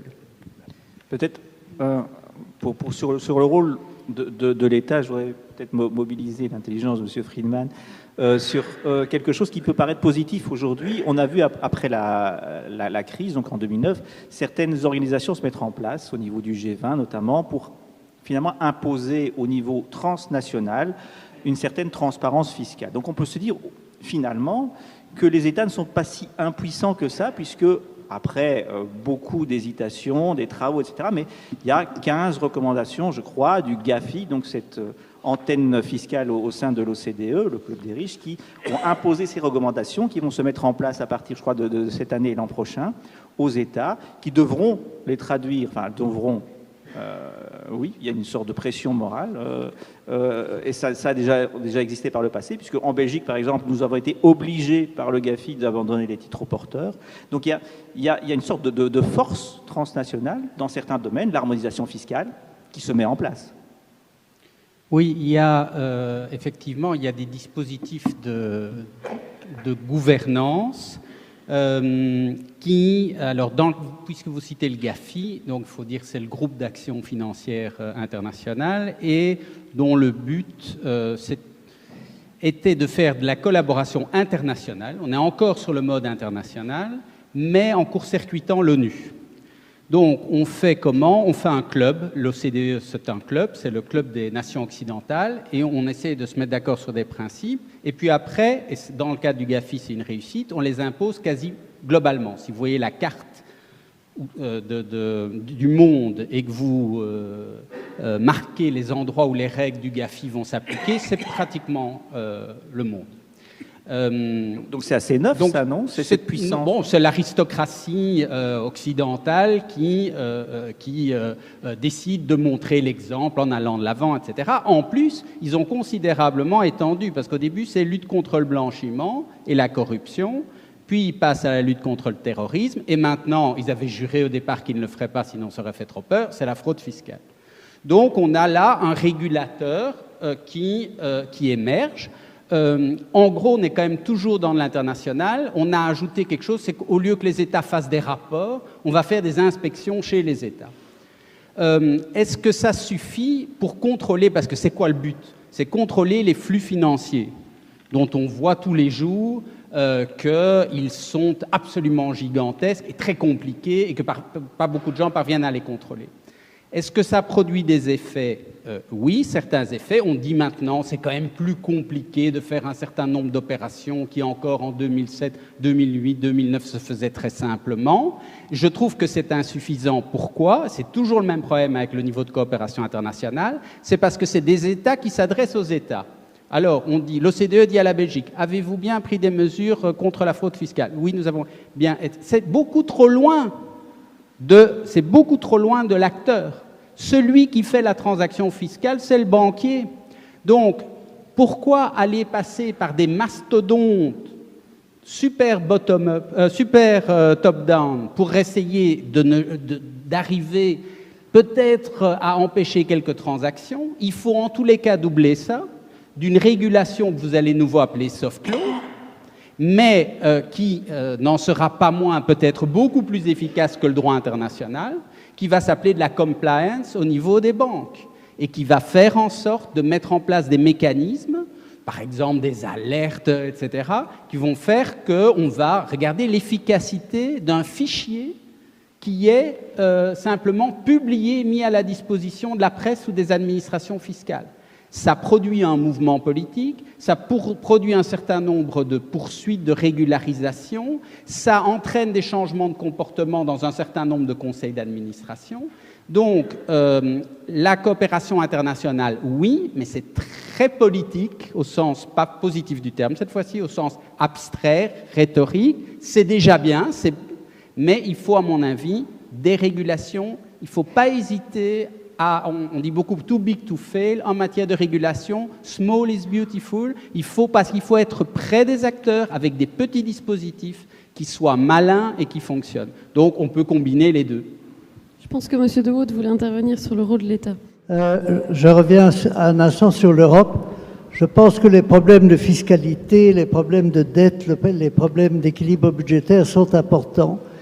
Mais si nous voulons rester dans la course économique, dans la course du progrès économique, garder croissance, compétitivité et emploi, Bruno Coleman a employé le juste bout, il faut une politique industrielle européenne. C'est-à-dire que nous devons faire en sorte de maîtriser les filières technologiques de l'avenir. Nous avons complètement loupé la filière digitale. Le GAFA dont Bruno parlait, ce sont des géants américains et nous sommes tout à fait marginalisés. Il faut veiller au niveau européen à maîtriser les filières de l'avenir. Nous sommes très bons dans la pharmacie, mais il faut aller dans la bio maintenant. et la santé de l'avenir. Il faut aller vraisemblablement développer dans l'espace et l'aéronautique, où nous sommes encore relativement bons, tout ce qui se projette vers l'avenir, et notamment le domaine des drones et le domaine de la défense. Et pour ce faire, je pense que l'Europe doit développer non plus des champions nationaux, mais des champions européens. Et sans doute que le défi économique majeur de l'Europe n'est pas tellement financier, budgétaire ou fiscal. Le défi économique majeur de l'Europe, c'est de maîtriser les filières de progrès d'avenir. Et ça suppose de développer en Europe un tissu entrepreneurial, une chaîne entrepreneuriale solide. Aux États-Unis, la chaîne entrepreneuriale fonctionne de manière extrêmement dynamique. En Europe, elle fonctionne au niveau national et encore de façon très appauvrie. Si vous prenez le financement des smart-up, par exemple, en Europe, ce financement est quasiment nul. L'éducation chez nous, en faveur de l'entrepreneur, de l'innovateur, est nulle. Il y a un professeur d'université en France qui a déclaré au ministre de l'Industrie il y a 3 mois: je pense que nous pouvons enfin admettre que l'éducation en France devient moins hostile à l'entreprise. Si on ne change pas ça, alors nous deviendrons un continent de musées et de tourisme. Je crois que Bruno Coleman voulait intervenir. Oui. Mais je pense qu'il y a quand même, dans ce que dit Philippe de Haut, il y a un message qui finalement rejoint ce qu'ont dit Alain Rally, Jean-Pierre Ansen et Benoît Friedman, c'est qu'il faut des plans. Donc le rôle de l'État va devoir être plus important. Parce que le fait est que dans ce monde de monopole américain, l'économie spontanée de marché ne trouve pas sa place. Seuls quelques petits entrepreneurs accessoires peuvent émerger, mais ils sont directement absorbés par ces monopoles qui sont basés sur la concentration du capital. Et ça, c'est un changement majeur de société. Mais on a déjà raté la filière digitale, après d'ailleurs avoir raté la politique industrielle en matière de télécommunications, en matière d'énergie, et Jean-Pierre pourra en parler mieux que moi, mais on a déjà raté la filière pharmaceutique. Quelle est aujourd'hui l'entreprise qui finance les laboratoires qui touchent au génome humain? C'est Google. Et donc, aujourd'hui, déjà, ce Google, alors, qui a postulé qu'ils allaient inventer l'univers 2.0, qui consiste à repousser tous les 20 ans la mort, c'est-à-dire qu'on va vivre de manière quasiment infinie, et donc on a raté complètement les marches. Mais ça veut dire que le rôle de l'État va devoir sans doute s'accentuer. On va devoir peut-être revenir, comme dans les années 50 ou 60, à des planifications. Le meilleur exemple, c'est la Corée. La Corée, qui est devenue le plus grand fabricant j'ai eu l'occasion de faire une visite d'études récemment. Là-bas, la Corée, qui est devenue le plus grand fabricant de smartphones, d'ailleurs devant Apple, est une économie qui fonctionne par plans quinquennaux, comme du temps de la 4e et de la 5e République. Je crois que le temps est passé très très vite, et donc on arrive déjà finalement à la conclusion, au 5e thème de ce débat. On voulait l'ouvrir un peu au-delà de l'économie de marché est-elle juste, savoir finalement ce qu'est le discours économique, sur est-ce que l'économie ne fait que décrire ce qui se passe, ou donne des normes, ou même influe, crée des comportements. Est-ce qu'elle est performative, comme dirait Monsieur Erali? Peut-être, voilà, l'économie, le discours économique, comment active-t-il notre vie, finalement? Oui. Parler, comme vous le dites, de performatif, ça veut dire changer de mode de raisonnement et de façon fondamentale. Et c'est très difficile de convaincre les gens qu'il y a lieu souvent de le faire. J'explique en 2 secondes. Notre pensée occidentale, depuis plusieurs siècles, a tendance à privilégier l'idée qu'un discours scientifique, un modèle, une théorie, est un ensemble de propositions, une forme de langage, avec des mathématiques là-dedans, qui vise à décrire le plus fidèlement possible une réalité qui se trouve là-bas et qui est indépendante du discours. Et tel est notre imaginaire de la science, d'ailleurs largement fondé pour une bonne part d'ailleurs de cette science. L'économie ne se présente pas, même si les économistes eux-mêmes adorent s'inscrire dans ce champ scientifique orthodoxe, mais elle ne se présente pas sur ce mode. D'ailleurs, ces prémices de base, c'est ce que j'essaie modestement d'expliquer dans mon livre, sont pratiquement absurdes. Je me permets d'assumer pleinement ce que je dis.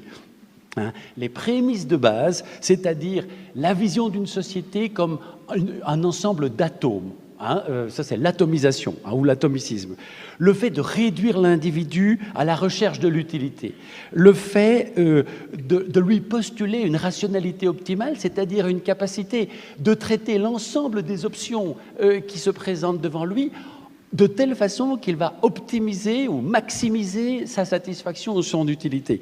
Le fait, cette conception même de la valeur qui renvoie à l'utilité. Le fait de réduire le lien social à un échange, et en particulier à un échange intéressé.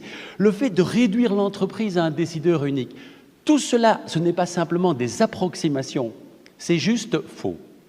Il n'y a aucune expérience au monde qui permettrait nulle part d'attester que ceci est une représentation valide de ce qu'est un être humain. Je défie, il n'y a pas une expérience au monde en psychologie cognitive qui nous permet de montrer que le décideur, que le sujet humain est capable d'une rationalité optimale, laquelle fonde pourtant l'ensemble de l'édifice néoclassique. Puisque, en termes de propositions, ces propositions sont largement invalides. Alors quel est le secret de leur succès ? Comment expliquer leur succès?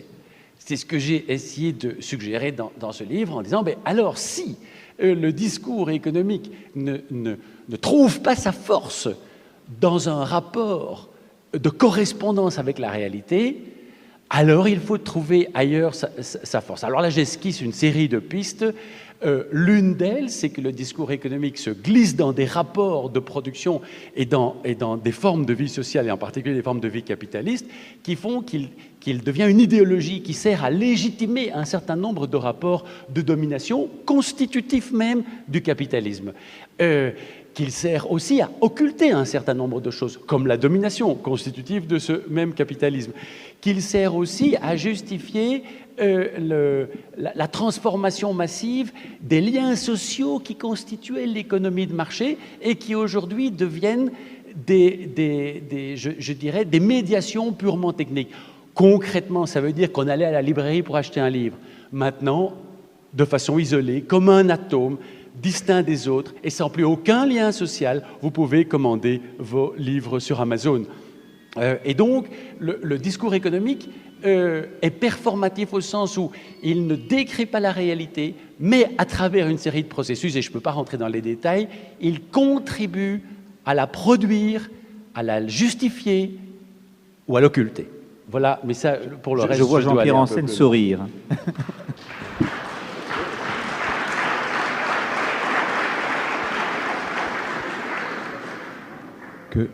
Que puis-je faire d'autre que joindre mes applaudissements aux vôtres à l'attention d'Alain? 2 minutes, Hervé. 2 minutes. Dont je partage, pour être très clair, dont je partage, et il le sait, complètement l'analyse sur la performativité de l'économie. Le discours crée la réalité. Simplement, je crois que je dois, en 2 minutes, prendre un peu la défense de la corporation des économistes. Ils ne sont au total ni plus naïfs ni plus hypocrites qu'une autre corporation, sauf ceux qui, Alain, effectivement, croient en ce distinguo prophylactique ou aseptique entre ce que je calcule et la réalité. C'est évidemment clair. Mais la plupart d'entre eux, soyons francs, ne le sont pas. Je vous rappelle d'ailleurs en passant que quand Newton a établi les lois de la gravitation, eh bien, aujourd'hui encore, pendant les 2 premiers bacs d'ingénieurs, nous étudions ce qu'on appelle la mécanique sans frottement. Alors, la mécanique sans frottement, si elle était la vraie vie, eh bien, elle ne vous aurait même pas permis de venir à pied ou en voiture à l'académie, puisque pour ce faire, il faut du frottement de vos semelles ou de vos pneus. Et cependant, si des générations d'ingénieurs continuent à étudier pendant 90 heures la mécanique sans frottement, c'est qu'elle n'est pas sans intérêt. Et il en va un peu de même pour la théorie de l'équilibre néoclassique. Certes, elle n'est pas vraiment réaliste. Certes, elle parle d'un équilibre, alors que la vraie vie, c'est une suite de déséquilibres. Mais dans le fond, un vélo, c'est une suite de déséquilibres, et il n'est pas sans intérêt d'étudier l'équilibre du vélo qui roule. Et donc, en fait, tout ça, je crois que les économistes de bonne foi, et c'est bien entendu, du moins je postule que c'est la majorité, en sont très conscients. Et le modèle d'économie néoclassique, pour répondre à votre question implicite, Madame, faut-il continuer à l'enseigner? Et on a vu à la télévision il y a 3 jours que, unis dans une même réflexion, entre guillemets, les étudiants de Solvay et les étudiants de Louvain se posent cette question. Est-ce que vraiment on doit continuer à nous enseigner ce modèle? La réponse est oui, à mon sens, et peut-être même de manière plus approfondie. Parce que ce modèle, il a un avantage. Il pointe précisément par ses hypothèses, en miroir, les éléments, les situations, les cas où l'économie de marché pure ne fonctionne pas et pour lesquels cas il faut donc trouver d'autres solutions. Bien sûr, des solutions de nature politique. On l'a tous dit ici, c'est le politique. Deux exemples. L'économie de l'environnement. Eh bien, le modèle de base postule, Alain vient de le rappeler, qu'il n'y a pas d'interaction entre les agents. Pas d'interaction, sauf le prix. Bien sûr, l'économie de l'environnement, c'est l'inverse. Elle ne fait que traiter d'interaction. C'est pour ça que imaginer résoudre les problèmes d'environnement par des seuls mécanismes de marché est tout simplement farfelu, voire malhonnête. Un autre petit exemple, l'économie de l'électricité.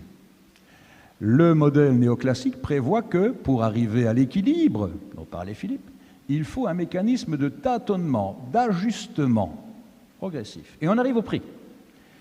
Dans un marché comme celui de l'électricité, la confrontation et l'équilibre offre-demande doit être instantané, pas 1 heure, 5 secondes, faute de quoi le système déclenche.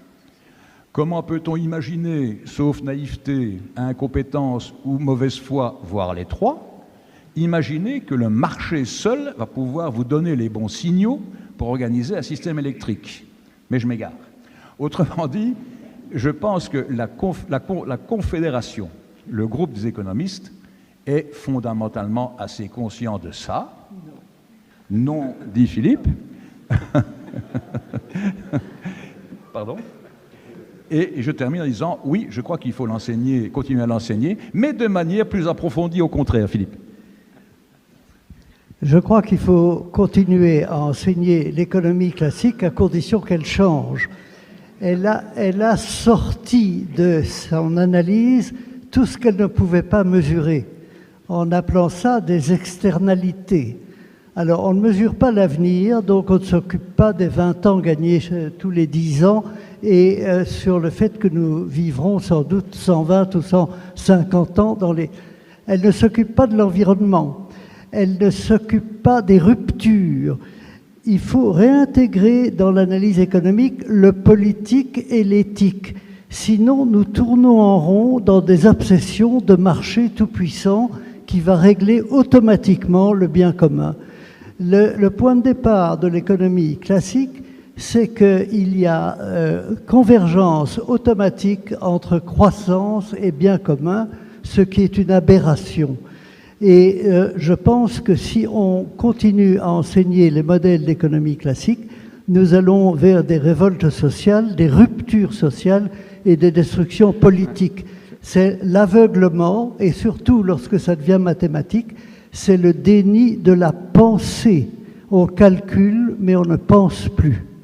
On va poursuivre le débat, en tout cas plus loin. Merci beaucoup. Un mot simplement sur tout à fait autre chose. Mes confrères et le secrétaire perpétuel m'ont autorisé à vous le dire. C'est un petit mot de publicité. Le groupe des 6 qu'évoquait Hervé, si je puis dire, a remis ça.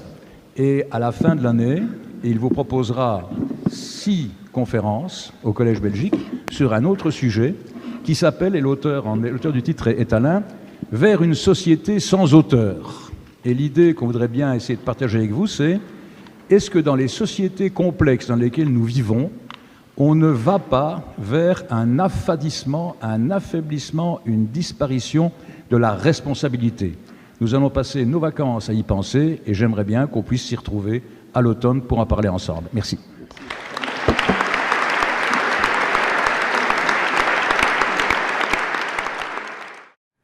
Bien, donc je n'ai pas pu assister à la séance de la semaine passée pour des raisons que le secrétaire perpétuel vient d'exposer. Je m'en excuse, mais j'ai donc été invité à vous présenter en quelques minutes la substance du livre qui fait partie de la série qui vous a été présentée et commentée la semaine dernière. L'économie de marché est-elle juste? C'est la question sur laquelle Jean-Pierre Ansen nous a invités à réfléchir à quelques-uns. La première question qui se pose à cet égard est de savoir en quoi elle est susceptible de s'adresser à un juriste. En quoi le droit peut-il être concerné par une pareille question, même si, a priori, justice et droit forment un couple, à vrai dire, assez naturel. Première observation que je voudrais faire, c'est que, très paradoxalement, il n'y a pas de théorie proprement juridique de la justice. La question de savoir si la société est juste, quelles sont les conditions d'une société juste, et si, par ricochet, l'économie de marché dans laquelle nous vivons répond à ce critère de justice, c'est une question qui s'adresse d'abord, finalement, aux économistes et aux spécialistes de la philosophie morale ou de l'éthique. Au départ, d'ailleurs, historiquement, l'économie politique se présente comme une branche de la philosophie morale dans laquelle elle prend sa source, et nous avons effectivement aujourd'hui encore des réflexions qui relèvent de la philosophie morale et de l'éthique en relation avec l'économie. S'agissant de la question que je suis en train de vous présenter, on pense plus particulièrement à des gens qui ont consacré leur vie à cette question, John Rawls, Dworkin, Noswik et en Belgique Philippe van Parijs, pour ne pas parler bien entendu de ce géant de philosophie morale et de l'économie qu'est le prix Nobel Amartya Sen. Donc une question qui s'adresse d'abord aux économistes et aux spécialistes de la philosophie morale, en tant que d'une certaine façon, même si leurs paramètres d'analyse sont différents, cette question et la réponse qu'elle appelle postule l'idée qu'il pourrait exister une loi naturelle sur la base de laquelle un comportement pourrait être jugé, la justesse ou la justice d'un comportement ou d'un système pourrait être appréciée. D'une certaine façon, en quelque sorte, l'action humaine, pour ces auteurs, pour ces penseurs, relève de la nature des choses, une nature des choses dont il serait possible de reconstituer à la fois les prémices, les lois comportementales au regard d'un critère naturel de justice. Et on peut donc se demander ce que vient faire un juriste dans ce type de réflexion fondamentale. En quoi la question de la société juste, en quoi la question de savoir si l'économie de marché est juste ou pas, peut-elle s'adresser à un juriste, et plus particulièrement au juriste que je suis, puisque c'est à moi que l'honneur a été fait de faire partie de ce groupe de réflexion. Comme je le disais il y a un instant, il n'y a donc pas de théorie proprement juridique de la justice, mais bien entendu, justice et droit forment un couple en quelque sorte naturel, en tout cas a priori. Et la première question que je me suis posée dans le livre est de savoir si ce couple était un couple fusionnel ou infidèle, pour arriver à la conclusion qu'il s'agissait en définitive d'un couple inséparable, mais à la perpétuelle reconquête de lui-même, et je vais m'expliquer dans un instant. Nous parlons d'économie de marché, nous parlons donc d'économie d'échange, et la première relation qui peut être faite entre justice et droit dans cette perspective se rapporte à l'idée que le droit, en définitive, fournit au système les moyens de sa réalisation. Il y a donc, a priori, une conception instrumentale ou fonctionnelle du droit qui trouve là, en quelque sorte, sa légitimité par rapport à la justesse ou à la justice des moyens qu'il met en œuvre en vue de la réalisation du système en question. En l'occurrence, l'économie de marché est donc une économie d'échange, et donc une économie où, par exemple, le contrat joue un rôle essentiel et ce que le droit va avoir pour fonction de faire, c'est d'assurer en quelque sorte la sécurité des échanges pour permettre effectivement la réalisation du système en question. Le droit trouve là en quelque sorte le premier critère de sa légitimité. Ce critère est celui de savoir si effectivement les moyens que le droit positif élabore en vue de la réalisation du système sont suffisamment efficaces pour rencontrer l'objectif recherché. Mais on n'est pas très loin en disant cela, et donc la question va se poser autrement. La question va se poser autrement, existe-t-il en dehors du droit et du système dont on a postulé qu'il était juste, et dont il s'agit aussi de savoir si finalement il est juste ou pas, existe-t-il un autre critère de légitimité? Et j'ai trouvé personnellement, à travers les lectures que j'ai faites et les réflexions auxquelles ces lectures ont conduit, j'ai trouvé deux autres critères possibles de légitimité du droit par rapport à la question de la société juste et plus exactement, plus précisément à la question de savoir si l'économie de marché est juste ou pas. D'abord, première réponse qui renvoie elle aussi à un critère d'efficacité, c'est le binôme Main Street, Wall Street. Main Street versus Wall Street. Le droit est, dans cette perspective, un système qui permet aussi d'assurer la pérennité des objectifs et de l'économie de marché, en l'occurrence, qu'il doit réaliser. Ce qu'il s'agit de faire, en d'autres termes, c'est d'organiser les conditions de cette pérennité de telle sorte que tous les habitants du système qui n'ont pas nécessairement le même intérêt à sa réalisation le supportent dans tous les sens du terme. Le supportent négativement, c'est-à-dire évitent de se révolter contre celui-ci parce qu'ils y trouvent marginalement, en quelque sorte, un certain intérêt, ou le supportent plus activement. Premier critère de légitimité, en dehors de la relation pure entre le droit et le système dont il doit assurer la réalisation. Mais on n'est pas encore très loin avec ce critère en quelque sorte rousseauiste. Et si l'on va plus loin, finalement, le deuxième critère qui m'est apparu, tient à nouveau à une espèce de renvoi à la nature des choses. Finalement, est-ce que l'action humaine ne procède pas de la prémisse primordiale suivant laquelle nous préférons la liberté à la contrainte, l'innovation à l'ennui, le mouvement à l'inertie. Et c'est par rapport à ces critères primordiaux, comme je l'indique, ces critères primordiaux et tout à fait élémentaires, que l'économie de marché et les instruments juridiques de sa réalisation trouvent sans doute leur légitimité et par conséquent leurs critères de justice. Bon. Cela étant dit, il faut apprécier les choses de manière plus concrète. Le juriste adopte une démarche essentiellement pragmatique. Et donc la question va être de savoir comment le droit, très précisément, très concrètement, va assurer ses fonctions. Je l'ai dit, la première fonction de réalisation du système se trouve dans des instruments qui assurent son efficacité et la sécurité des échanges, mais il va se produire à certains égards, à certains moments, que la liberté dont procède l'économie de marché va pouvoir faire l'objet d'utilisation abusive, excessive. La crise financière de 2008 nous en a donné une illustration. Abusive, excessive, et le droit va alors être là pour corriger en quelque sorte à la marge, et j'y reviendrai dans un instant, les abus dont le système est susceptible.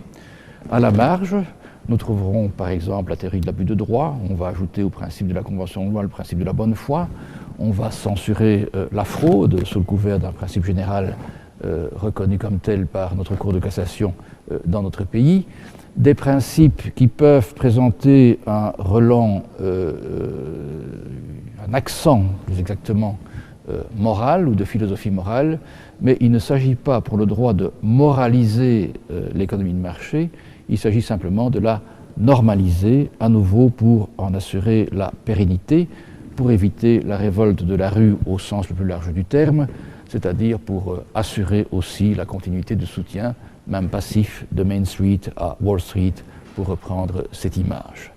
L'idée, en définitive, c'est que chaque acteur de marché est censé nourrir une expectative de bonne conduite, d'attention normale aux intérêts légitimes d'autrui de la part de tous les autres acteurs du marché, dans la perspective de la plus grande réalisation possible de son intérêt personnel, de son intérêt individuel.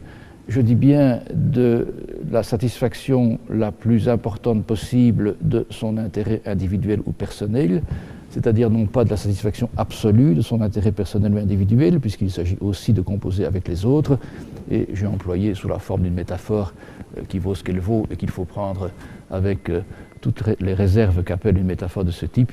J'ai parlé d'un système en quelque sorte Pareto efficient, s'agissant du système juridique en relation avec la société juste.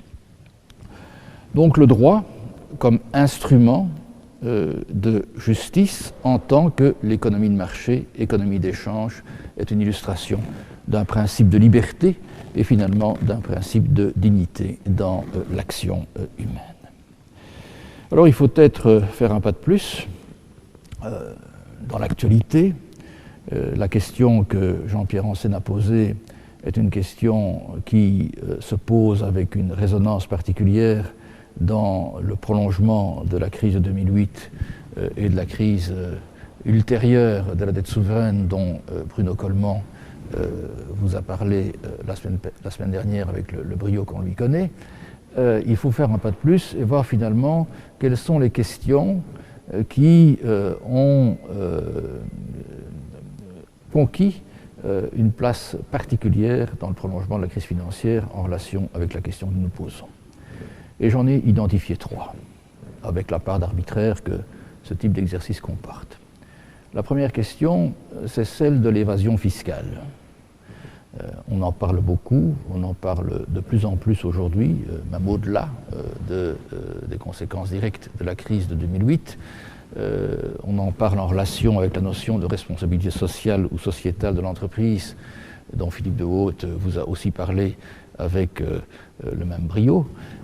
Et la question qui se pose ici est de savoir si nous devons revoir nos paramètres et si, en quelque sorte, il s'agit pour les acteurs de la vie économique non plus de faire le choix de la voie la moins imposée, suivant la terminologie que les juristes utilisent pour qualifier l'ingénierie fiscale, mais en choisissant la voie la plus imposée dans une perspective en quelque sorte de citoyenneté accusée, accentuée.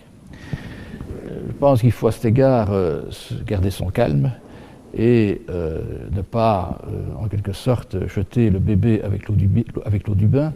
Il y a des principes, il y a un principe de liberté qui doit demeurer celui sous le prisme duquel l'organisation sociale doit être réalisée.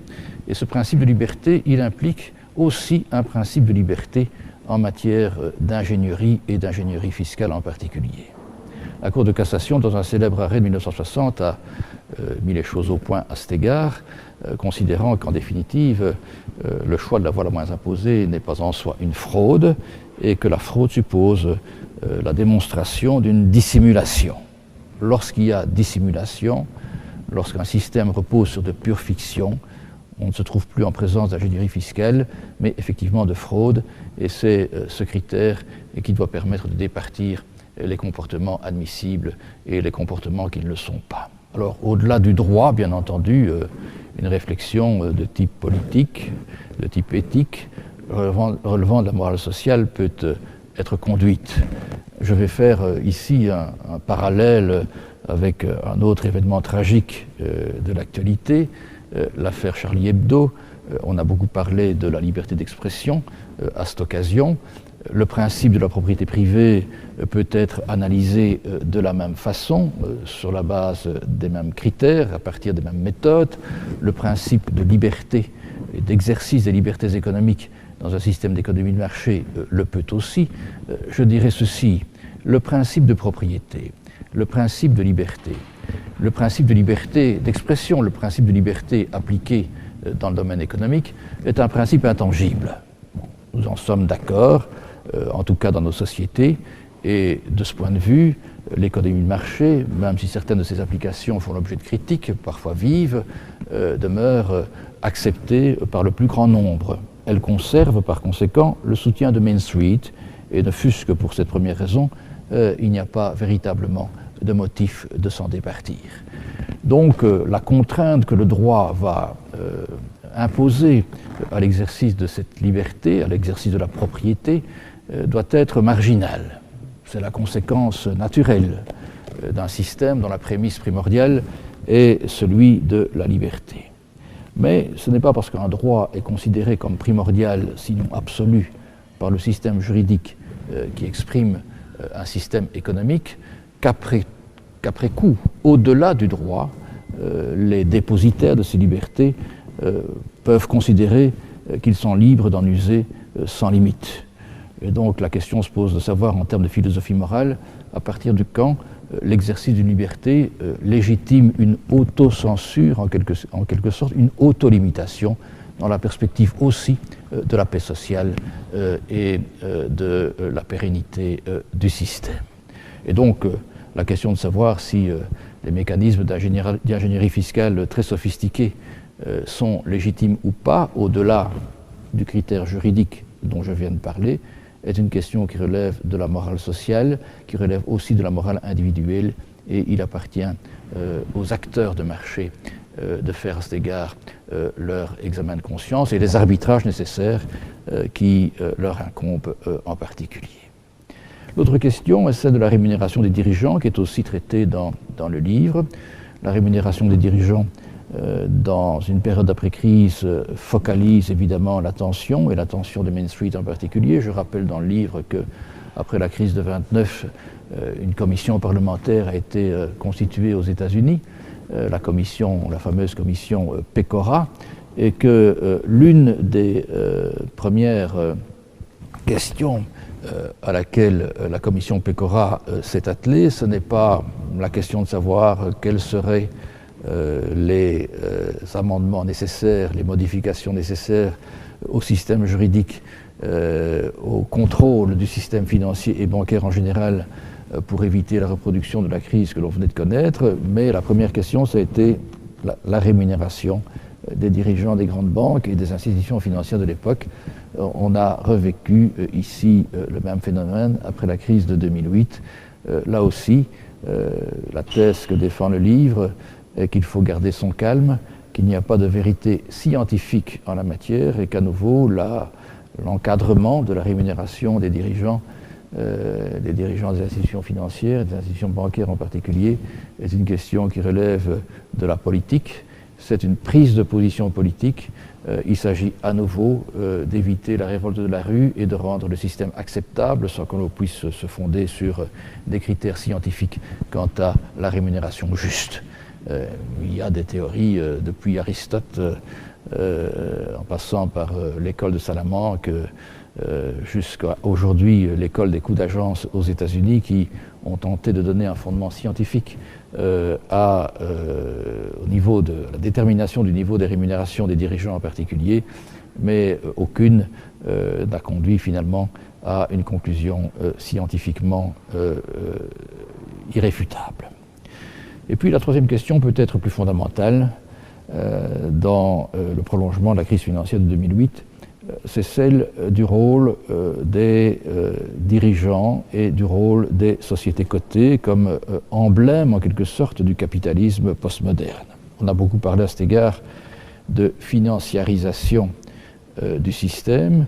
On est passé d'une économie industrielle, d'une économie de services à une économie purement financière. C'est un thème qui a été abondamment développé par une foultitude de livres parus dans le prolongement de la crise de 2008, et on met en rapport cette financiarisation de l'économie en quelque sorte avec un phénomène de développement d'une autre philosophie qui est celle de la responsabilité sociale ou sociétale de l'entreprise. Le livre s'appelle « Le marché bien tempéré ». Le marché bien tempéré, pardon. Et donc l'idée qui est défendue est qu'il faut aussi apprécier cette question avec tempérance, si j'ose ainsi m'exprimer, et à nouveau garder son calme. La question renvoie évidemment à un débat qui remonte à une période très antérieure à la crise de 2008, un débat qui concerne les finalités selon lesquelles les dirigeants des grandes entreprises doivent accomplir leur mission. Est-ce que le dirigeant d'une grande entreprise est le mandataire au service d'un seul maître, l'actionnaire en quelque sorte, et plus particulièrement l'investisseur sur les marchés financiers, ou au contraire, est-ce que le dirigeant d'une grande entreprise, d'une entreprise cotée en particulier, ou d'une grande entreprise, même si elle est cotée, peut ou doit aussi prendre en considération d'autres intérêts que l'intérêt de l'actionnaire et de l'investisseur plus particulièrement. La question renvoie aussi à l'antagonisme entre short-termisme et une vision à plus long terme, à tout le moins à moyen terme de la gestion de l'entreprise. C'est l'opposition entre une conception financière, en quelque sorte, de l'entreprise et une conception plus entrepreneuriale de celle-ci. Avec Philippe de Waut, nous pensons dans le groupe que la réindustrialisation et la reconquête de la compétitivité de nos économies suppose une vision qui ne soit pas purement financière.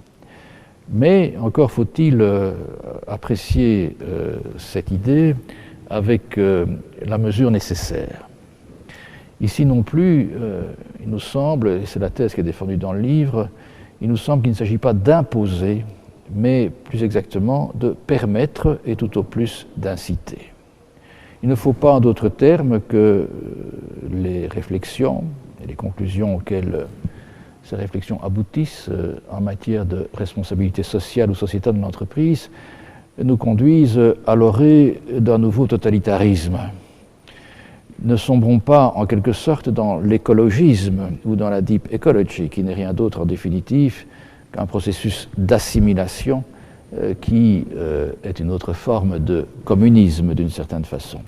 Il faut donc permettre et non pas imposer, il faut tout au plus inciter, et donc la question revient à la détermination des moyens qu'il est susceptible de mettre en place pour permettre aux dirigeants, puisque c'est à eux qu'appartient la décision, de faire les choix, de faire les arbitrages d'opportunités que la gestion de l'entreprise comporte. Et la thèse qui est défendue dans le livre, inspirée par certains écrits qui ont été publiés dans la littérature anglo-saxonne ces temps derniers, est qu'en définitive, les dirigeants des grandes entreprises, et des entreprises cotées en particulier, compte tenu de la diversité de la composition de l'actionnariat et des investisseurs d'une part, et de la diversité du stakeholdership auquel ils doivent être attentifs d'autre part, eh bien, ces dirigeants sont plus dans la position de trustees que de mandataires au service d'un seul maître. Il leur appartient en effet, sous leur responsabilité, de faire des arbitrages d'opportunités. Et dans le cadre de ces arbitrages d'opportunités, aucun des objectifs que je viens de citer en termes théoriques ne s'impose de manière inconditionnelle ou prioritaire. Après tout, la liquidité sur les marchés financiers peut aussi être vue comme un instrument de stimulation de l'économie dans la mesure où cette liquidité contribue au financement des intermédiaires des entreprises. Donc il ne s'agit pas d'imposer le long terme ou le moyen terme, il s'agit simplement de permettre à ceux qui estiment que c'est opportun de jouer le jeu de la liquidité sur les marchés financiers et de permettre aux autres d'avoir au contraire une vision à moyen ou à plus long terme. Les deux ne sont d'ailleurs pas antagonistes en définitive, il s'agit d'un système qui doit s'adapter au fil du temps en fonction des circonstances du moment et de la position de l'entreprise par rapport à ces circonstances à chaque moment où une décision stratégique doit être prise. Ceci pour cette réflexion que je résume très grossièrement. Les nuances sont présentées dans le livre concernant le rôle des dirigeants des institutions financières et des dirigeants des sociétés cotées en particulier comme emblème du capitalisme postmoderne, comme je l'ai indiqué il y a un instant. Un principe de liberté doit en d'autres termes dans ce contexte, dans le contexte de cette autre question, aussi rester d'application pour éviter de sombrer dans un nouveau totalitarisme. On a parlé d'un totalitarisme de marché, mais il ne s'agit pas de sombrer non plus dans un totalitarisme sociétal au nom d'une vision écologique de la société. Et la dernière question qui est évoquée dans le livre renvoie finalement à ceux qui sont d'une certaine façon devenus, à travers les débats que la crise financière a suscités, des espèces de boucs émissaires. Je pense à l'école de Chicago. Je ne vais ni faire le panégyrique, ni faire la critique de l'école de Chicago à l'occasion de ce bref interview. On trouvera des éléments de débat dans le livre que j'ai entre les mains. Évidemment, comme je le disais tout à l'heure, il n'y a pas de théorie proprement juridique de la justice. Il y a des réflexions relevant de la philosophie morale en relation avec l'économie. Et on doit observer que, s'agissant de l'école de Chicago, qui est celle à laquelle on rattache théoriquement le phénomène de financiarisation de l'économie, la réflexion relevant de l'éthique est réduite à son minimum. Le fameux slogan de Milton Friedman, la responsabilité sociale des entreprises est de faire des profits. Et pour ce motif, je le disais il y a un instant, cette école fait aujourd'hui figure de bouc émissaire en quelque sorte. Et pour terminer le livre, pour donner en quelque sorte une nouvelle ouverture, une nouvelle dimension à la question, très modestement, je me suis laissé aller à esquisser une autre hypothèse. Finalement, est-ce que Milton Friedman et l'école de Chicago ne feraient pas partie des derniers idéalistes de notre temps?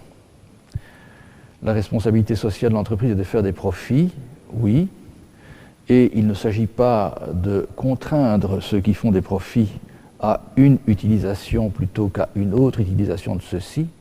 La responsabilité sociale est de faire des profits signifie qu'après tout, cet adage n'a pas pour conséquence nécessaire que les profits ainsi réalisés ne connaîtront pas une destination juste et utile par la suite, par le simple exercice de la liberté entrepreneuriale. Finalement, est-ce que la prémisse fondamentale de la pensée économique, qui est celle de l'école de Chicago, ne repose pas plus exactement sur ce principe de liberté encore?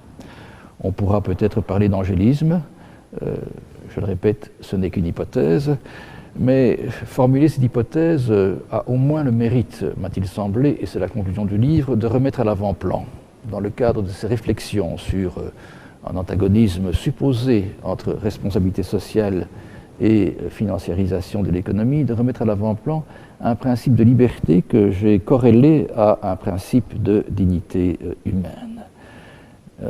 Jean-Pierre Ansen, encore lui, dans son livre, d'une richesse exceptionnelle, rappelle une conversation avec Gary Becker, un des autres promoteurs de l'école de Chicago avec Milton Friedman.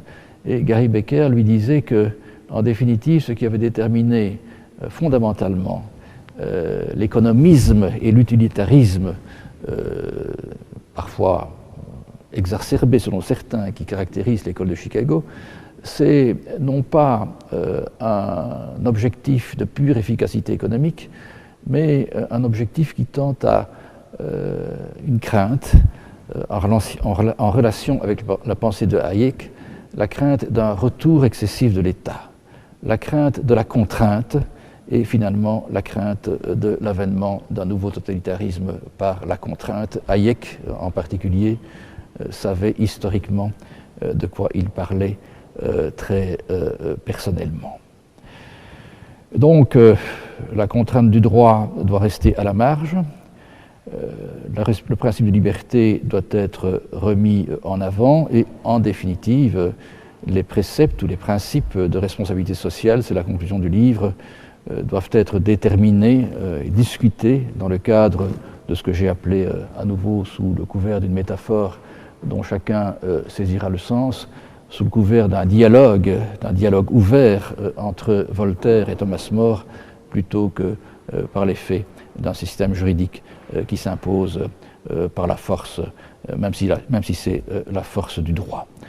Je conclus de la culture en somme et de l'éducation, comme antidote à la tentation totalitaire. Le droit, la contrainte du droit, doit rester à la marge dans un système de liberté. Il s'agit simplement de tempérer la loi du marché lorsque certains en usent de manière excessive. Je vous remercie.